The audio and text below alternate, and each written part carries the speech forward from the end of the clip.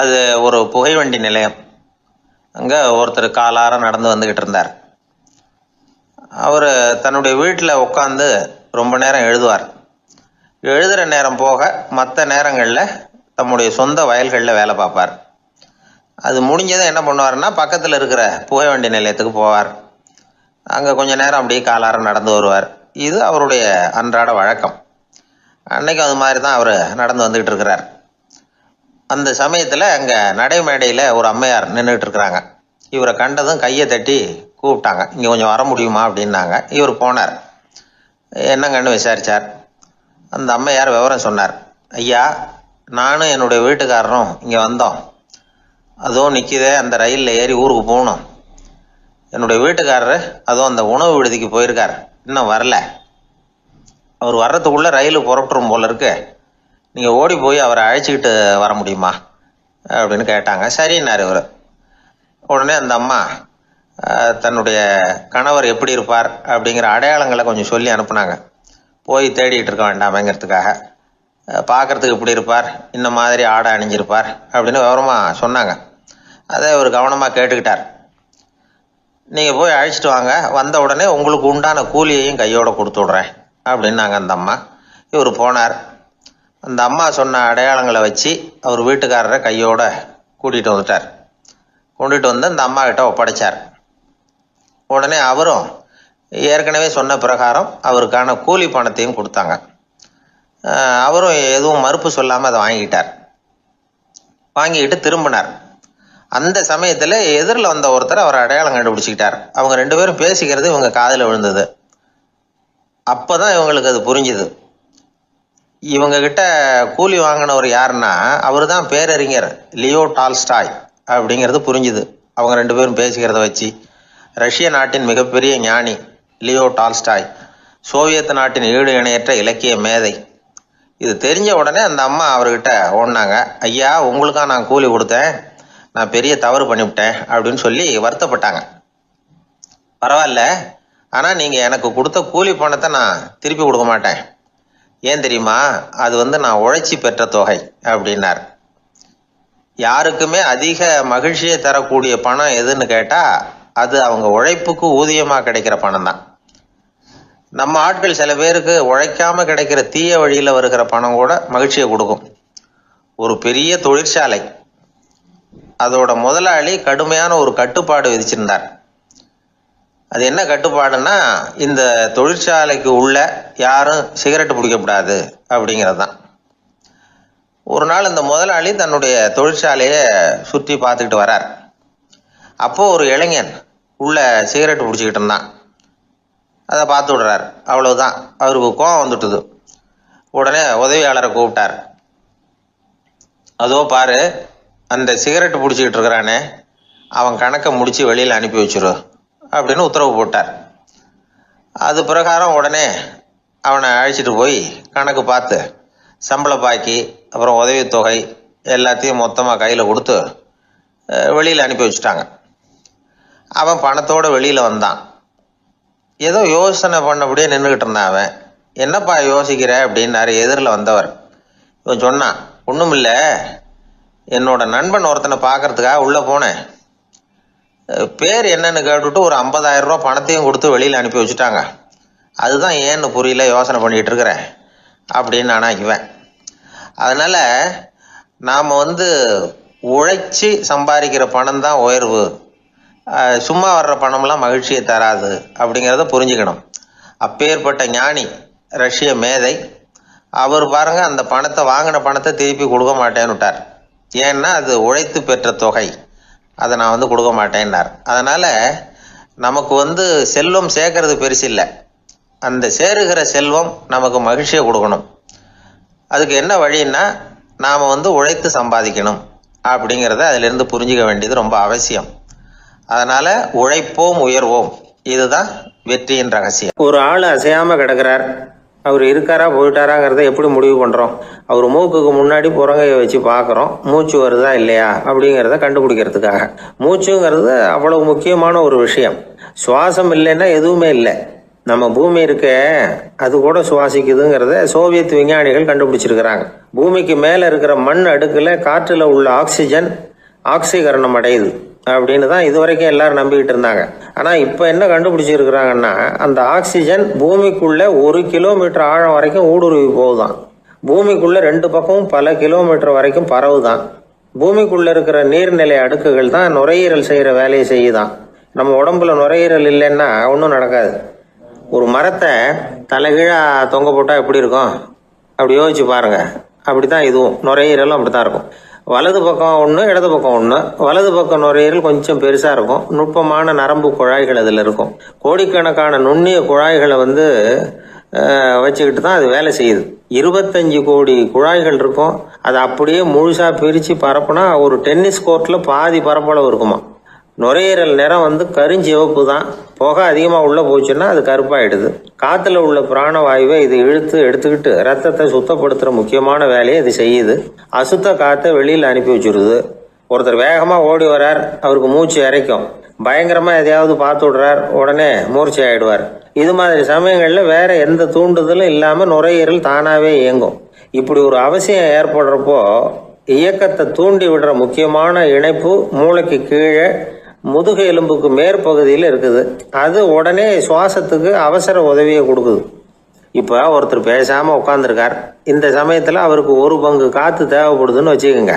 அவர் எழுந்திரிச்சு நடக்கும் பொழுது 1.5 மடங்கு தேவைப்படும். ஓடினார்னா 3 மடங்கு தேவைப்படும். படுத்திருக்கிறப்ப 1/2 மடங்கு தான் தேவைப்படும். இதுக்கு நிமிஷத்துக்கு 16 தடவை மூச்சு விட்டாகணும். இப்படி சாதாரணமாக உள்ளே இழுக்கிற காற்று கொஞ்சம்தான் இருந்தாலும் இது மாதிரி 8 மடங்கு காற்றை உள்ளே இழுத்து வச்சுக்கிற சாமர்த்தியம் நுரையீரலுக்கு இருக்குதான். தண்ணி, நுண்கிருமிகள், ரசாயன பொருள் இப்படி எது உள்ளே போனாலும் நுரையீரல் சமாளிச்சுக்கும். 30 வருஷமாக விடாத புகை பிடிக்கிறவர் தொடர்ந்து உள்ளே அனுப்பி வைக்கிற புகையை கூட சமாளிக்குதுன்னா பார்த்துங்களேன். உள்ளே போகிற புகை நுட்பமான சுவாச முடிச்சுகளை அழிச்சு விடுது. கறி புகை அது மேலே படிஞ்சு உபயோகம் இல்லாமல் பண்ணிவிடுது. ஆனாலும் தேவைக்கு அதிகமாக 8 மடங்கு கூடுதலாக சுவாச முடிச்சுகள் நம்ம உடம்புக்குள்ளே இருக்கிறதுனால சமாளிக்க முடியுது. சமாளிக்க முடியலன்னா சில சமயம் மூச்சு திணறும். அதை ஒரு எச்சரிக்கையாக எடுத்துக்கிட்டு புகை பிடிக்கிற பழக்கத்தை விட்டுடணும். அதுதான் நல்லது. ஆனால் அப்படி யார் விடுறது? இணை பிரியாத 2 நண்பர்கள் இருந்தாங்களாம். 2 பேரும் விடாமல் சிகரெட் குடிக்கிறவங்க. அதில் ஒருத்தன் செத்து போட்டான். இன்னொருத்தன் அதுக்கப்புறம் 2 சிகரெட்டாக குடிக்க ஆரம்பித்தானா. ஏன் இப்படி பண்ணுறேன்னு கேட்டிருக்காங்க. நான் 1 சிகரெட்டு தான் குடிக்கிறேன். செத்து போன என்னுடைய ஃப்ரெண்டு இருக்கானே, செத்து போனவன், அவனுக்காக இன்னொரு சிகரெட்டு குடிக்கிறேன் அப்படின்னு நானா. இது ரொம்ப ஆபத்து, விட்டுடு அப்படின்னு சொல்லியிருக்காங்க. சரின்னு ஒத்துக்கிட்டான். ஆனால் அதுக்கப்புறமும் 1 சிகரெட் வீதமாக குடிச்சிக்கிட்டே இருந்தான். சிகரெட்டு பழக்கத்தை நீ இன்னும் விடலையான்னு கேட்டாங்களாம். அந்த பழக்கத்தை நான் எப்போவோ விட்டுட்டேன். இப்போ நான் குடிக்கிறது என் ஃப்ரெண்டுக்காக அப்படின்னு நானா. இவங்கெல்லாம் எப்படி திருந்துறது? வாய் விட்டு சிரிச்சா நோய் விட்டு போகும் அப்படின்னு சொல்றது உண்டு. அது என்ன வெறும் அலங்காரத்துக்காக சொன்ன வார்த்தையா, இல்லை அர்த்தத்தோடு சொன்ன வார்த்தையா அப்படின்னு யோசிச்சா அதில் நிஜமாவே அர்த்தம் இருக்குதுன்னு தான் தெரியுது. ஆதாரபூர்வமாக அதுக்கு சில நிரூபணங்களும் இருக்குது. நார்மன் கசின்ஸ் அப்படின்னு ஒருத்தர் இருந்தார். அவர் ஒரு அமெரிக்க பத்திரிகை ஆசிரியர். அவருக்கு ஏதோ ஒரு விதமான அழற்சி நோய், இன்ஃப்ளமேஷன் டிசீஸ். அது டாக்டர்கள்லாம் அதுக்கு என்ன விதமான வைத்தியமும் கிடையாது அப்படின்னு சொல்லி பல இதெல்லாம் பார்த்துட்டு கடைசியாக சொல்லிவிட்டாங்க அதுக்கு வைத்தியமே இல்லைன்ட்டாங்க. டாக்டர்கள் தான் சொல்லிவிட்டாங்களே, அதனால் இது இப்படியே இருந்துட்டு போகட்டும் அப்படின்னு விட்டுற வேண்டியது தானே. ஆனால் அவர் அப்படி நினைக்கல. உடனே அவர் என்ன பண்ணார்னா, ஆஸ்பத்திரி ரூமை காலி பண்ணார். ஹோட்டலில் போய் ஒரு ரூம் எடுத்துக்கிட்டார். அங்கே போனார். தினமும் அவருக்கு பிடிச்ச தமாஷான படங்களை எல்லாம் டிவியில் போட்டு பார்த்துக்கிட்டு இருந்தார். சிரிப்பு வரக்கூடிய புத்தகங்களை எல்லாம் படித்தார். கொஞ்ச நாள் ஆச்சு. அவருக்கு இருந்த தொந்தரவு குணமாக ஆரம்பிச்சிட்டுது. இதை கேள்விப்பட்ட உடனே பழைய டாக்டர்கள்லாம் ஓடி வந்தாங்க. ஓடி வந்து பார்க்குறாங்க. அவர் உடம்பை சோதனை பண்ணி பார்க்குறாங்க. பார்த்தா அவர் உடம்பு குணமாகறதுக்கு உதவியாக இருந்தது சிரிப்பு தான் அப்படிங்கிறத விஞ்ஞானபூர்வமாக அவங்க ஒத்துக்கிட்டாங்களாம். இருந்தாலும் சிரிப்பு எந்த முறையில் எந்த விதத்தில் உதவி பண்ணுது அப்படிங்கிறத இன்னமும் சரியாக புரிஞ்சிக்க முடியல.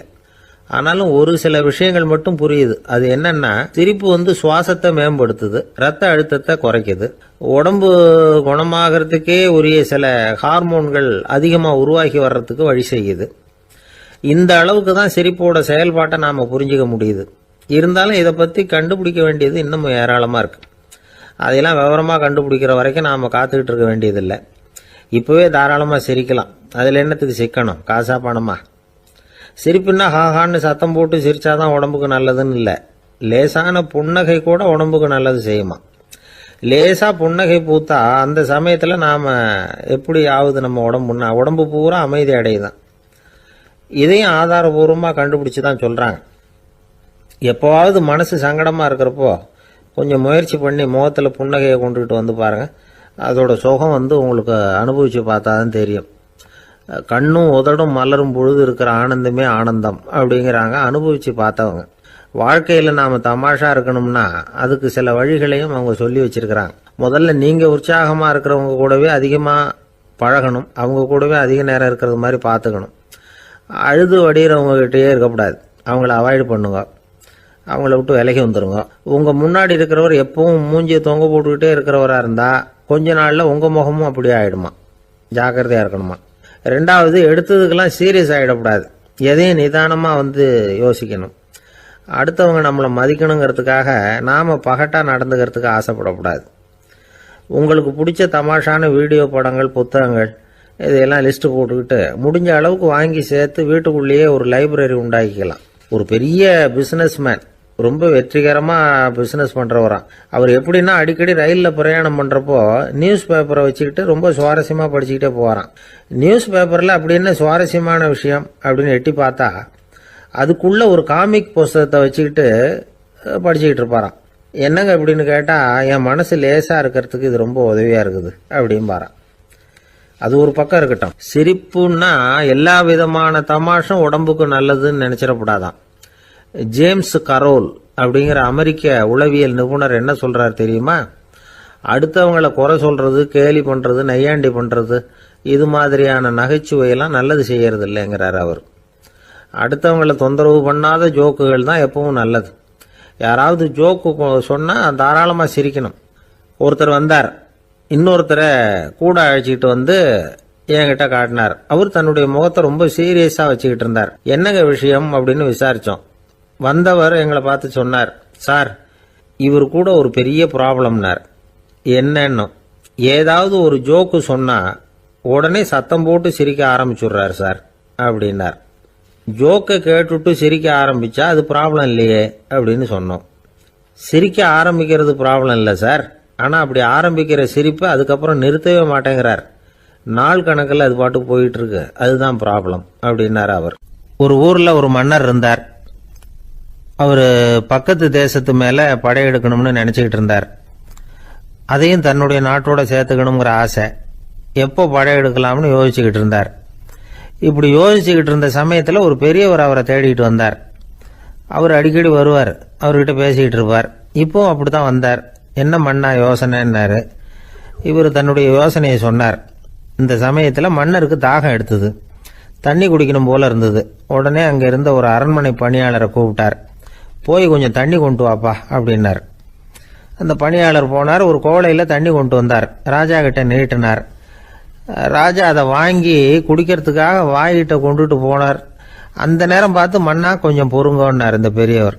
ஆவலோட குடிக்க போன மன்னர் அப்படியே நிறுத்திக்கிட்டு பெரியவரை பார்த்தார். இப்போ அந்த பெரியவர் சொன்னார், மன்னா, இப்போ உங்களை விட வலிமை உள்ள ஒரு சக்தி உங்களுக்கு தண்ணி கொடுக்க மறுத்துடுதுன்னு வைங்க, உங்களை குடிக்க விடாம தடுத்துடுது அப்படின்னா, இப்போ இந்த ஒரு கோவள தண்ணீரை என்ன விலை கொடுத்து வாங்குவீங்க அப்படின்னு கேட்டார். இப்போ எனக்கு இருக்கிற தாகத்துக்கு என்னுடைய அரசாங்கத்தில் பாதியையாவது கொடுத்து இந்த தண்ணியை வாங்கறதுக்கு தயங்க மாட்டேன்னார் அவர். சரி, இப்போ அந்த தண்ணியை குடிங்கன்னார் பெரியவர். மன்னர் ஆவலோடு அந்த தண்ணியை குடிச்சு முடிச்சார். அதுக்கப்புறம் கொஞ்ச நேரம் தன்னுடைய படையெடுப்பை பற்றி சொல்லிக்கிட்டு இருந்தார். கொஞ்ச நேரம் கழிச்சு மறுபடியும் இந்த பெரியவர் கேட்டார், மன்னா, இப்போ நீங்கள் ஒரு கோவள தண்ணீரை குடிச்சு முடிச்சுட்டீங்க. இப்போ அந்த தண்ணீர் உங்கள் உடம்பை விட்டு வெளியில் வரக்கூடிய பாதை அடப்பட்டு போச்சு அப்படின்னு வச்சுங்க. அதை வெளியேற்றுவதற்காக நீங்கள் எவ்வளவு செலவழிப்பீங்க அப்படின்னு கேட்டார். மன்னர் யோசனை பண்ணார். அப்படி ஒரு நிலைமை ஏற்பட்டு போச்சுன்னா என்னுடைய அரசாங்கம் பூராவையும் அதுக்கு ஈடாக தர்றதுக்கு கூட தயங்க மாட்டேன்னார். இப்போ அந்த பெரியவர் சொன்னார், எந்த அரசாங்கத்தின் மதிப்பு ஒரு கோவள தண்ணீர் அளவுக்கு கூட இல்லையோ அந்த அரசாங்கத்தை அடையணுங்கிற பேராசையில் மனிதர்கள் தங்களுடைய சகோதரர்கள் கூடவே சண்டை போட்டுக்கிறாங்களே, அதில் ஏதாவது அர்த்தம் இருக்குதா அப்படின்னாராம். மன்னருக்கு இப்பதான் அர்த்தம் புரிஞ்சுதான். மனசுல தெளிவு உண்டாச்சு. தன் மனசுக்குள்ள உண்டான வெறியை விரட்டி அடிச்சு விட்டார். அதுக்கப்புறம் நிம்மதியாக ஆட்சி புரிஞ்சார். இப்படி ஒரு கதை. உயிருக்கு என்ன விலை கொஞ்சம் யோசனை பண்ணி பாருங்க. ஆனால் அது இப்போ எவ்வளவு மலிவாக போயிட்டுது, அதையும் யோசனை பண்ணி பாருங்களேன். ஆசை பேராசையாக மாறுது, அப்புறம் அது வெறியாக ஆகுது, அதுக்கப்புறம் பைத்தியம் பிடிக்குது. இந்த காலத்து மனிதர்களுக்கு 2 விதமான பைத்தியம் பிடிச்சிருக்கிறதாக ஒரு பெரியவர் சொல்றார். ஒன்று பணம், இன்னொன்று அதிகாரம். இதெல்லாம் எவ்வளவு காலத்துக்கு நீடிக்கும்? ஒரு சர்வாதிகார நாட்டில் 3 பேர் ஜெயிலில் இருட்டு அறையில் பேசிக்கிட்டு இருக்கிறாங்க. நீ எப்படி இந்த ஜெயிலுக்கு வந்த அப்படின்னு ஒருத்தர் கேட்டாராம். இந்த நாட்டு ராஜாவை ஆதரித்து நான் பிரச்சாரம் பண்ணினேன், அதனால் கூட்டத்தில் தகராறு வந்துட்டுது, கலவரமாக போச்சு, அதுக்கு நான் தான் காரணம்னு அரெஸ்ட் பண்ணி இங்கே கொண்டாந்து போட்டாங்க அப்படின்னாராம் அவர். சரி, நீ எப்படி இங்கே வந்த அப்படின்னு இன்னொருத்தரை பார்த்து கேட்டிருக்கார். நான் இந்த நாட்டு ராஜாவை எதிர்த்து பிரச்சாரம் பண்ணேன், அதனால் கலவரம், அரெஸ்ட் பண்ணி கொண்டாந்து போட்டாங்கன்னார். சரிப்பா, நீ எப்படி அங்கே வந்த அப்படின்னு 3வது ஆளை பார்த்து இவங்க கேட்டாங்களாம். இதுக்கு அந்த ஆள் மெதுவாக வெளிச்சத்துக்கு நான் தான் இந்த நாட்டு ராஜா அப்படின்னாராம். ஒரு நண்பர் ஆனந்தமாக சிகரெட் பிடிச்சிக்கிட்டு இருந்தார். இந்த பழக்கத்தை விட்டுவிடுங்களேன் அப்படின்னு சொல்லி பார்த்தோம். விட்டுடலாம்னு தான் பார்க்குறேன், ஆனால் முடியலையேன்னார். மனசு வச்சா எல்லாம் முடியும் அப்படின்னோம். அவர் கொஞ்ச நேரம் யோசனை பண்ணார். அப்புறம் சொன்னார், சரி சார், இதுதான் நான் பிடிக்கிற கடைசி சிகரெட் அப்படின்னு சொல்லி ரொம்ப அழுத்தமாக புகையை உள்ளுக்கு இழுத்தார். அதுக்கப்புறம் அந்த துண்டு சிகரெட்டை வீசி எறிஞ்சுட்டார். ஒருத்தர் இது மாதிரி தீர்மானம் பண்ணி தன்னுடைய கடைசி சிகரெட்டை தூக்கி எறிஞ்சுட்டாருன்னா அது ஒரு பெரிய விஷயம்தான். அதுக்கு பிறகு அவர் உடம்புல படிப்படியாக என்னென்ன மாற்றங்கள் நடக்கும் அப்படிங்கிறத பற்றி ஒரு விவர பட்டியலே வெளியிட்டிருக்கிறாங்க. அது என்ன விவரம் தெரியுமா? ஒருத்தர் புகைப்பிடிக்கிற பழக்கத்தை நிறுத்துறாருன்னு வச்சுங்க. அப்படி அவர் நிறுத்தின 20 நிமிடங்களுக்குள்ள உயர் ரத்த அழுத்தம், உடல் வெப்பம், நாடி துடிப்பு இதெல்லாம் சரியான நிலைமைக்கு வந்துருதான். 8 மணி நேரத்துக்குள்ள இந்த ஸ்மோக்கர்ஸ் பிரீத் அப்படிங்கிற தன்மை மறைஞ்சிருதான். ரத்தத்தில் உள்ள கார்பன் மோனாக்சைடு அளவு குறையுதான், ஆக்சிஜன் அளவு கூடுதான், சரியான அளவுக்கு வந்துருதான். ஒருத்தர் கடைசி சிகரெட்டை தூக்கி எறிஞ்சுட்டார்னா 24 மணி நேரத்துக்குள்ள மாரடைப்பு ஏற்படுறதுக்கான வாய்ப்பு குறைஞ்சுடுதான். 48 மணி நேரத்துக்குள்ள உணர்வு நரம்புகளின் முனைப்பகுதிகள் மறுபடியும் ஒன்று சேர்ந்துருதான். அதனால நாக்கு சுவை உணர்வு, மூக்கின் முகரும் சக்தி இதெல்லாம் மேம்படுதான், நல்ல நிலைமைக்கு வந்துருதான். சிகரெட்டை நிறுத்தின 3 நாளுக்குள்ள மூச்சு விடுறது சுலபமாயிடுதான். இப்படி அவங்க பட்டியல் நிறைய சொல்றாங்க. 2 அல்லது 3 மாசத்துக்குள்ள என்ன ஆகும் தெரியுமா? ரத்த ஓட்டம் மேம்படுது, நடக்கிறது சுலபமாயிடுது. நுரையீரல் கொள்ளளவு 30% அதிகரிக்குது. 1லிருந்து 9 மாசத்துக்குள்ள சுவாச குறைபாடுகள் நீங்குது. நுரையீரலில் இருக்கக்கூடிய இந்த அசுத்தம் வடிகட்டும் திசுக்கள் சரியா வேலை செய்ய ஆரம்பிச்சிருது. 1 வருஷத்துக்குள்ள இந்த இதய அழுத்த நோய்க்கான வாய்ப்பு பாதியா குறைஞ்சிருது. இந்த சிகரெட்டை நிறுத்தின 5 வருஷத்துக்குள்ள ஒரு நாளைக்கு 1 பாக்கெட் சிகரெட் பிடிக்கிறவர்கள நுரையீரல் புற்றுநோயினால சாகிறவர்கள் எண்ணிக்கை பாதியா குறைஞ்சிருது. புற்றுநோய் செல்கள் சீரமைக்கப்படுது.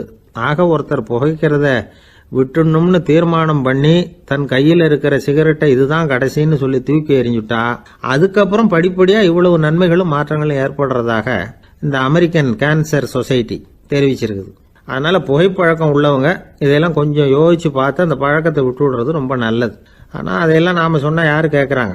என்னுடைய நண்பர் ஒருத்தர் புகைப்பழக்கம் உள்ளவர், அவர் என்கிட்ட சொன்னார், சார், சிகரெட் பிடிக்கிற பழக்கத்தை விட்டு விடுறது என்னை பொறுத்த வரைக்கும் ஒன்றும் பெரிய கஷ்டமான செயல் இல்லை, அது ரொம்ப சுலபம் அப்படின்னார். எப்படி சொல்றீங்கன்னு கேட்டேன். நான் ஏற்கனவே 20 தடவை அந்த பழக்கத்தை விட்டுருக்கேன் சார் அப்படின்னார் ரொம்ப பெருமையா. ஒரு குழந்தை பிறந்துதான் ஒரு வீட்டில். அந்த குழந்தைக்கு என்ன பேர் வைக்கிறதுங்கிறது ஒரு தகராறு. இந்த குழந்தைக்கு என்ன பேர் வைக்கிறதுங்கிறதுல தகராறு வந்துடுது. யாரு? கணவனுக்கும் மனைவிக்கும். அவன் என்ன சொல்றான், எங்க அப்பா பேரை தான் வைக்கணுங்கிறான் அவன். இந்த அம்மா என்ன சொல்லுது, இல்லை எங்க அப்பா பேரை தான் வைக்கணும் அப்படிங்குது. காலையிலேருந்து சண்டை, தகராறு. எதிர்த்த வீட்டுக்காரன் பார்த்தான், இது என்ன காலையிலேருந்து எதிர்த்த வீட்டில் தகராறு நடக்குது, என்னன்னு போய் கேட்டிருக்கான். என்னம்மா உங்களுக்கு உள்ள தகராறு, காலையிலேருந்து பார்த்தேன் அப்படின்னா. ஒன்றும் இல்லைம்மா, எங்கள் குழந்தைக்கு பேர் வைக்கிறதுல எங்களுக்கு உள்ள ஒத்து போக முடியல. நான் எங்கள் அப்பா பேரை வைக்கணுங்கிறேன், அந்த அம்மா அவங்க அப்பா பேரை வைக்கணுங்குது. அதுதான் எங்களால் குடும்பத்தில் ஒரு நிம்மதி இல்லாமல் இருக்கிறோம், தகராறு பண்ணிகிட்ருக்கோம் அப்படின்னு நானா. அப்போ எதிர்த்த வீட்டுக்காரன் சொல்லியிருக்கான், எதிர்த்த வீட்டுக்காரன்னு நான் எதுக்கு இருக்கிறேன், நான் பஞ்சாயத்து பண்ணி வைக்கிறேன், உங்களுக்குள்ள என்ன இது பேர் தானே வைக்கணும், ஏன்பா உங்கள் அப்பா பேர் என்ன அப்படின்னு அவனை கேட்டிருக்கான். எங்கள் அப்பா பேர் சீனிவாசன் அப்படின்ட்டுருக்கான். இந்த அம்மாவை உங்கள் அப்பா பேர் என்னம்மா, கிருஷ்ணன் அப்படின்னு சொல்லி இவன் யோசிச்சு பார்த்தான். குழந்தைக்கு சீனிவாச கோபாலகிருஷ்ணன்னு பேர் வைங்க போங்க அப்படின்ட்டு போயிட்டான். ஏற்ற விட்டுக்கு தீர்த்து வச்சுட்டு போயிட்டான். போனதுக்கப்புறம் இவங்க 2 பேரும் பேசிக்கிட்டாங்க. சரி, இந்த சீனிவாசன் சரி கிருஷ்ணன் சரி, நடுவில் கோபாலம் யார் அப்படின்னு சொல்லி அவனை போய் இழுத்துட்டு வந்தான். எழுத்து வீட்டில் போய் அது யார்ரா, அது இங்கே வா, அது யார்ரா கோபாலன், அது எங்கள் அப்பா பேர், நீ அதை மட்டும் எதுக்கு விட்டு வைக்கிற, அதையும் சேர்த்து வச்சுட்டு போடான்னு. அதாவது குடும்பத்தில் வந்து ஒரு கணவனும் மனைவியும் ஒரு சின்ன விஷயத்தில் கூட ஒத்து போகலன்னா இப்படி தான் ஏற்று வீட்டுக்காரன் பஞ்சாயத்துக்கு வருவான். கோபாலன்னு வந்து குறுக்க வருவான் ஒருத்தன். அப்படி அந்த அனுசரிப்புங்கிறது குடும்பத்தில் ரொம்ப அவசியம். கணவனும் மனைவி அது ஒன்றுக்கு மேலே இந்த கல்யாணம் பண்ணிக்கிறாங்க, அது ரொம்ப அவஸ்தை. ஒருவனுக்கு ஒருத்திங்கிறது நம்ம இதெல்லாம் சொல்கிறது. ஒன்றுக்கு மேற்பட்ட திருமணங்கள் வந்து சங்கடத்தில் தான் கொண்டு வந்து விடும். நிறைய சொல்லுவாங்க. உலகத்திலேயே ஒரு பெரிய இது என்ன தெரியுங்களா, இயற்கை வந்து நிர்ணயம் பண்ணுது. இப்போ வந்து நம்ம சில பேருக்கு எனக்கு பொம்பளை பிள்ளை வேண்டாம் ஆம்பளை பிள்ளை வேண்டான்னு சொல்லி இந்த ஸ்கேன் பண்ணி என்னென்னவோ பண்ணிகிட்டு இருக்கிறாங்கல்ல. ஆனால் இயற்கை வந்து அந்த 50-50 ரேஷியோவை அது வந்து மெயின்டைன் பண்ணிகிட்ருக்கு. இந்த உலகத்தில் ஒரு அதிசயமான உண்மை என்னென்னா 116 ஆம்பளை பிள்ளை பிறந்தா 100 பொம்பளை பிள்ளை பிறகுதான். உலக அளவில் 116 ஆம்பளை பிள்ளை பிறந்தா 100 பொம்பளை பிள்ளை பிறகுது. இது எதுக்கு 16 அதிகமாக பிறகுதுன்னா, அந்த வாலிப வயசு அடையிறதுக்குள்ளே 16 செத்து போகுது. 16 அங்கங்கே ஓடுறது கொஞ்சம் முரட்டத்தனமாக போகிறதுனால செத்து போகுது. அந்த 50-50 இந்த ஒருத்தருக்கு ஒருத்தங்கிற ரேஷியோவை இயற்கை வந்து மெயின்டைன் பண்ணிகிட்டு இருக்கு. அது ஒரு பெரிய அதிசயம். அதை விட பெரிய அதிசயம் என்னென்னா, இந்த உலக யுத்தம் நடந்ததில்ல, முதல் உலக யுத்தம், 2வது யுத்தம், அப்போ பார்த்துருக்குறாங்க, கணக்கு எடுத்துருக்குறாங்க. அந்த யுத்தம் முடிஞ்ச பிறகு 116 ஆம்பளை பிள்ளைக்கு பதிலாக 160 170 பிறக்க ஆரம்பிச்சுதான்.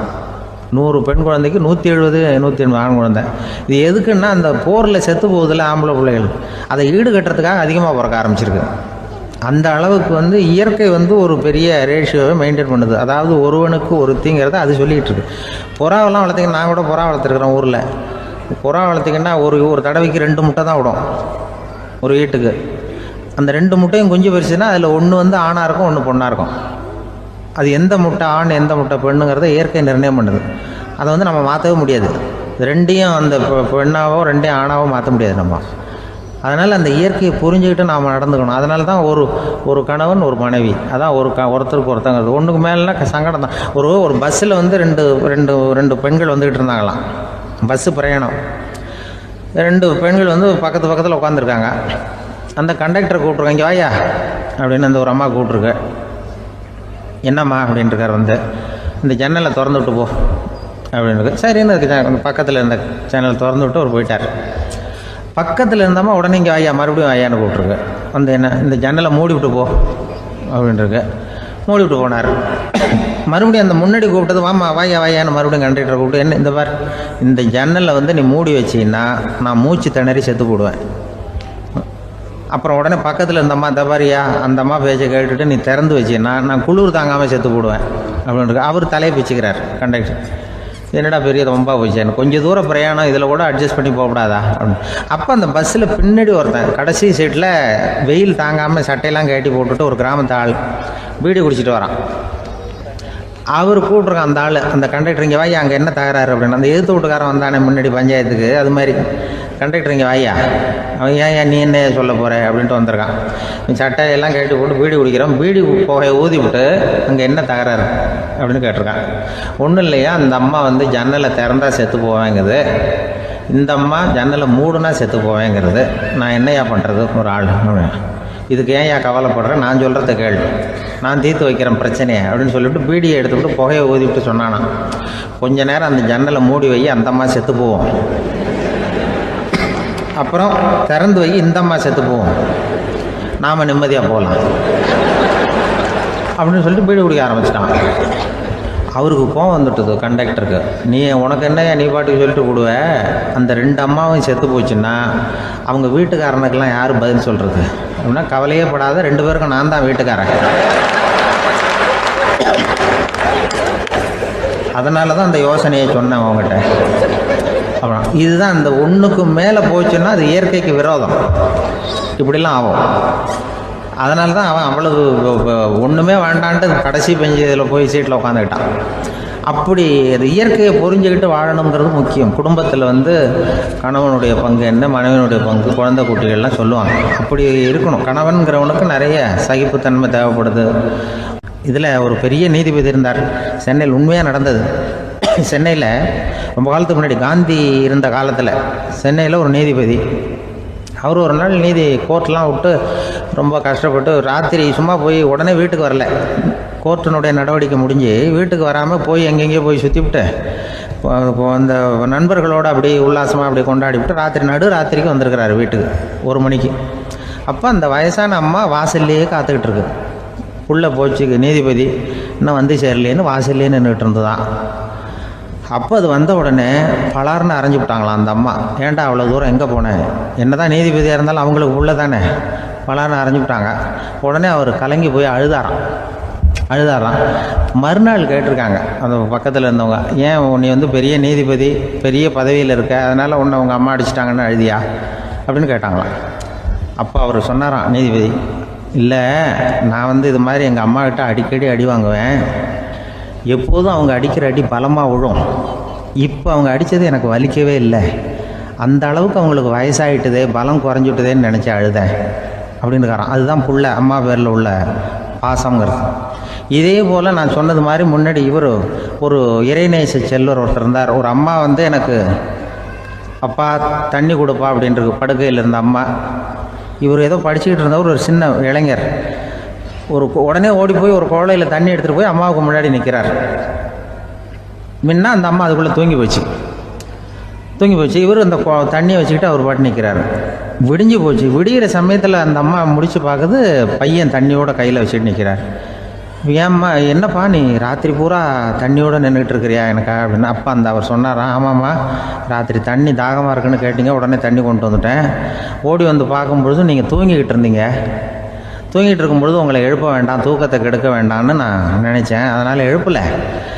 தூக்கம் முழிக்கிற சமயத்தில் உடனே தாகமாக இருக்கும், தண்ணி குடிக்கணும்னு ஆசைப்படுவீங்க, அதனால் தண்ணியை பக்கத்துலேயே வச்சுக்கிட்டு நிற்கிறேன் அப்படின்னு அந்த இளைஞர் சொன்னாராம். அப்படியே கட்டி பிடிச்சிட்டு நீ பிற்காலத்தில் பெரிய அறிஞராக வருவேன்னு சொல்லி அந்த அம்மா வரணும்னு சொல்லி இறைவனை வேண்டாங்களாம். அவர் தான் இஸ்லாமிய மார்க்கத்தில், தீன் மார்க்கத்தில் பெரிய ஆளானது. அதாவது ஷர்புதீன் யாஹ்யான்னு ஒருத்தர், அவர் பெரிய இஸ்லாமிய பேரறிஞராக வந்தார். இப்படி அம்மா பேரில் பாசமாக உள்ளவங்கள்லாம் இருந்தாங்க நிறையா. அப்படி அந்த குடும்பத்தில் அந்த பாசம் நேசம் எவ்வளவு இருக்கோ அவ்வளவுக்கு அவர்கள் உயர்வார்கள்ங்கிறது தான் நம்முடைய பெரிய இதெல்லாம் பெரியவங்கள்லாம் சொல்லியிருக்கிறது அதுதான். அதனால தான் அந்த கணவனுடைய பங்கு என்ன, மனைவியினுடைய பங்கு என்ன, பிள்ளைகளுடைய பங்கு என்னங்கிறத பற்றி ரொம்ப விவரமாக சொல்கிறதுக்காக தான் அதை பற்றி நாம் சிந்திக்க வேண்டிய நேரம் இதுங்கிறதுனால தான். கணவனுக்கு இது வந்துடக்கூடாது, அதாவது கோபம் வரக்கூடாது, நிதானம் வேணும் அப்படின்லாம் சொல்லுவாங்க. நிதானம், கணவன் கோபப்படக்கூடாதுமா. அதுக்கு நாங்கள் மனுஷனுக்கு சினம் தவிர்த்தல்னு பயிற்சியெல்லாம் கொடுக்குறாங்க. இப்போது மனுஷன் கோபப்படாமல் இருக்கணும், போகணும் வரணும்னு அதுக்கு சொல்லுவோம் நாங்கள். சும்மா கதை ரூபமாக சொல்கிறது. அங்கே வேதாத்திரி மகரிஷின்னு இருக்கார், அவர் இதில் சினம் தவிர்த்தல்னு பயிற்சியை கொடுப்பாங்க. குடும்ப தலைவர்கள் பெரியவங்கள்லாம் அந்த பயிற்சியை எடுத்துக்கணும். என்ன கூப்பிட்டாங்க ஒரு தரம், சினம் தவிர்த்தல்னு ஒரு பயிற்சி கொடுக்குறோம், அதில் நீ பேசுன்னாங்க. நான் சொன்னேன், நான் பயிற்சிக்கு வேணா வரேன், என்னை பேச வேண்டாம் சார், நான் பயிற்சி கற்றுக்கிறேன்னு. இல்லை நீ அதெல்லாம் பயிற்சி நாங்கள் கொடுக்குறோம், நீ உனக்கு என்ன தெரியுமோ சொல்லு, மனுஷன் கோவப்படாமல் இருக்கணும், அதுக்கு ஏதாவது வழி சொல்லிட்டு போ அப்படின்னு கூப்பிட்டாங்க. சரின்ட்டு போனேன். அங்கே போய் நான் சொன்னேன், இது மாதிரி எனக்கு தெரிஞ்சது ஒரு கதை மாதிரி சொன்னேன். மீனம்பாக்கம் ஏர்போர்ட், அங்கே ஜப்பானுக்கு போக வேண்டிய ஒரு பிரயாணி லக்கேஜோடு நிற்கிறார் நிறையா. இதை வாங்கி பிளேனில் ஏற்றக்கூடிய ஒரு தொழிலாளி அவர்கிட்ட ஒரு சண்டை போடுறார், அடிக்க போகிறார், திட்டுறாரு, கண்டாமலான்னு திட்டுறார். அவர் இதை ஒருத்தர் பார்த்துக்கிட்டே இருக்கார். அந்த சினம் தவிர்த்தல் பயிற்சி கொடுக்குற பேராசிரியர் ஒருத்தர் பார்த்துக்கிட்டே இருக்கார். இது எப்படி இவன் இந்த ஆள் அவ்வளவு கோபமாக அடிக்க போகிறான், திட்டுறான் அந்த பெரிய மனுஷன், இவர் பதிலுக்கு அவர் திட்டவே இல்லையே. அந்த தொழிலாளி சிரிச்சுக்கிட்டே சரி சார் அப்படின்னுட்டே இருக்கான். இவர் லக்கேஜை வாங்கி பிளேனில் ஏற்றுற தொழிலாளி இப்போ கண்ணாவனா அடிக்க போகிறான், திட்டுறான், முகம் செவந்து போச்சு. இவருக்கு என்ன ஆச்சரியம்னா, இந்த ஆள் இவ்வளவு கோவப்படுறான், அதை வாங்கி அந்த தொழிலாளி கொஞ்சம் கூட முகத்தில் கோபமே படலையே, சிரித்த முகத்தோடு இருக்கானே, இவன் நமக்கு பயிற்சி வகுப்பு எடுக்கலாம் போல இருக்க அப்படின்னு இவர் நினச்சிட்டார். ரொம்ப நேரம் அவர் கத்திக்கிட்டு இருந்தார். சரி சார்ன்ட்டு அதை வாங்கிட்டு அவர் போயிட்டார். போனதுக்கப்புறம் அவர் இந்த ஆள் அப்புறம் பிளேன் வந்தது, ஏறி அவர் போயிட்டார், ஜப்பானுக்கு போயிட்டார். அதுக்கப்புறம் இந்த சினம் தவிர்த்தல் பேராசிரியர் ஓடி போய் அந்த தொழிலாளியை பிடிச்சி கொண்டு வந்தார். இந்த பாருப்பா, நான் வந்து காலையிலேருந்து பார்த்துக்கிட்டு இருக்கேன், அந்த ஆள் உன்னை அடிக்க வந்தான், திட்ட வந்தான், இவ்வளவு கோவப்படுறான், உனக்கு பதிலுக்கு நீ கோவமே படலையே, உனக்கு கோவமே வராதா, அது எப்படி நீ சினம் தவிர்க்கிறது, எப்படி உனக்கு கோவமே வரலையா அப்படின்னு கேட்டிருக்கார். அப்போ அந்த தொழிலாளி சொன்னாரா, அப்படி இல்லை சார், மனுஷன்னு பிறந்தால் கோவம் படாமல் இருக்க முடியாது, எல்லாருக்கும் கோவம் வரும், அது அவங்கவுங்க வழியில் டீல் பண்ணுவாங்க, நான் அதை என் வழியில் டீல் பண்ணேன், அவ்வளோதான். அப்போ அவர் திட்டும் பொழுது உனக்கு கோபம் வந்தது தானே? வந்தது சார். அப்போ அது எப்படி டீல் பண்ணேன்னு கேட்டிருக்காரு. அப்போ இவன் சொன்னான், ஒன்றும் இல்லை சார், அந்த அந்த பிரயாணி வந்து இப்போ ஜப்பானுக்கு போயிட்டுருக்கார், அவர் லக்கேஜெலாம் அமெரிக்கா போயிட்டுருக்கு.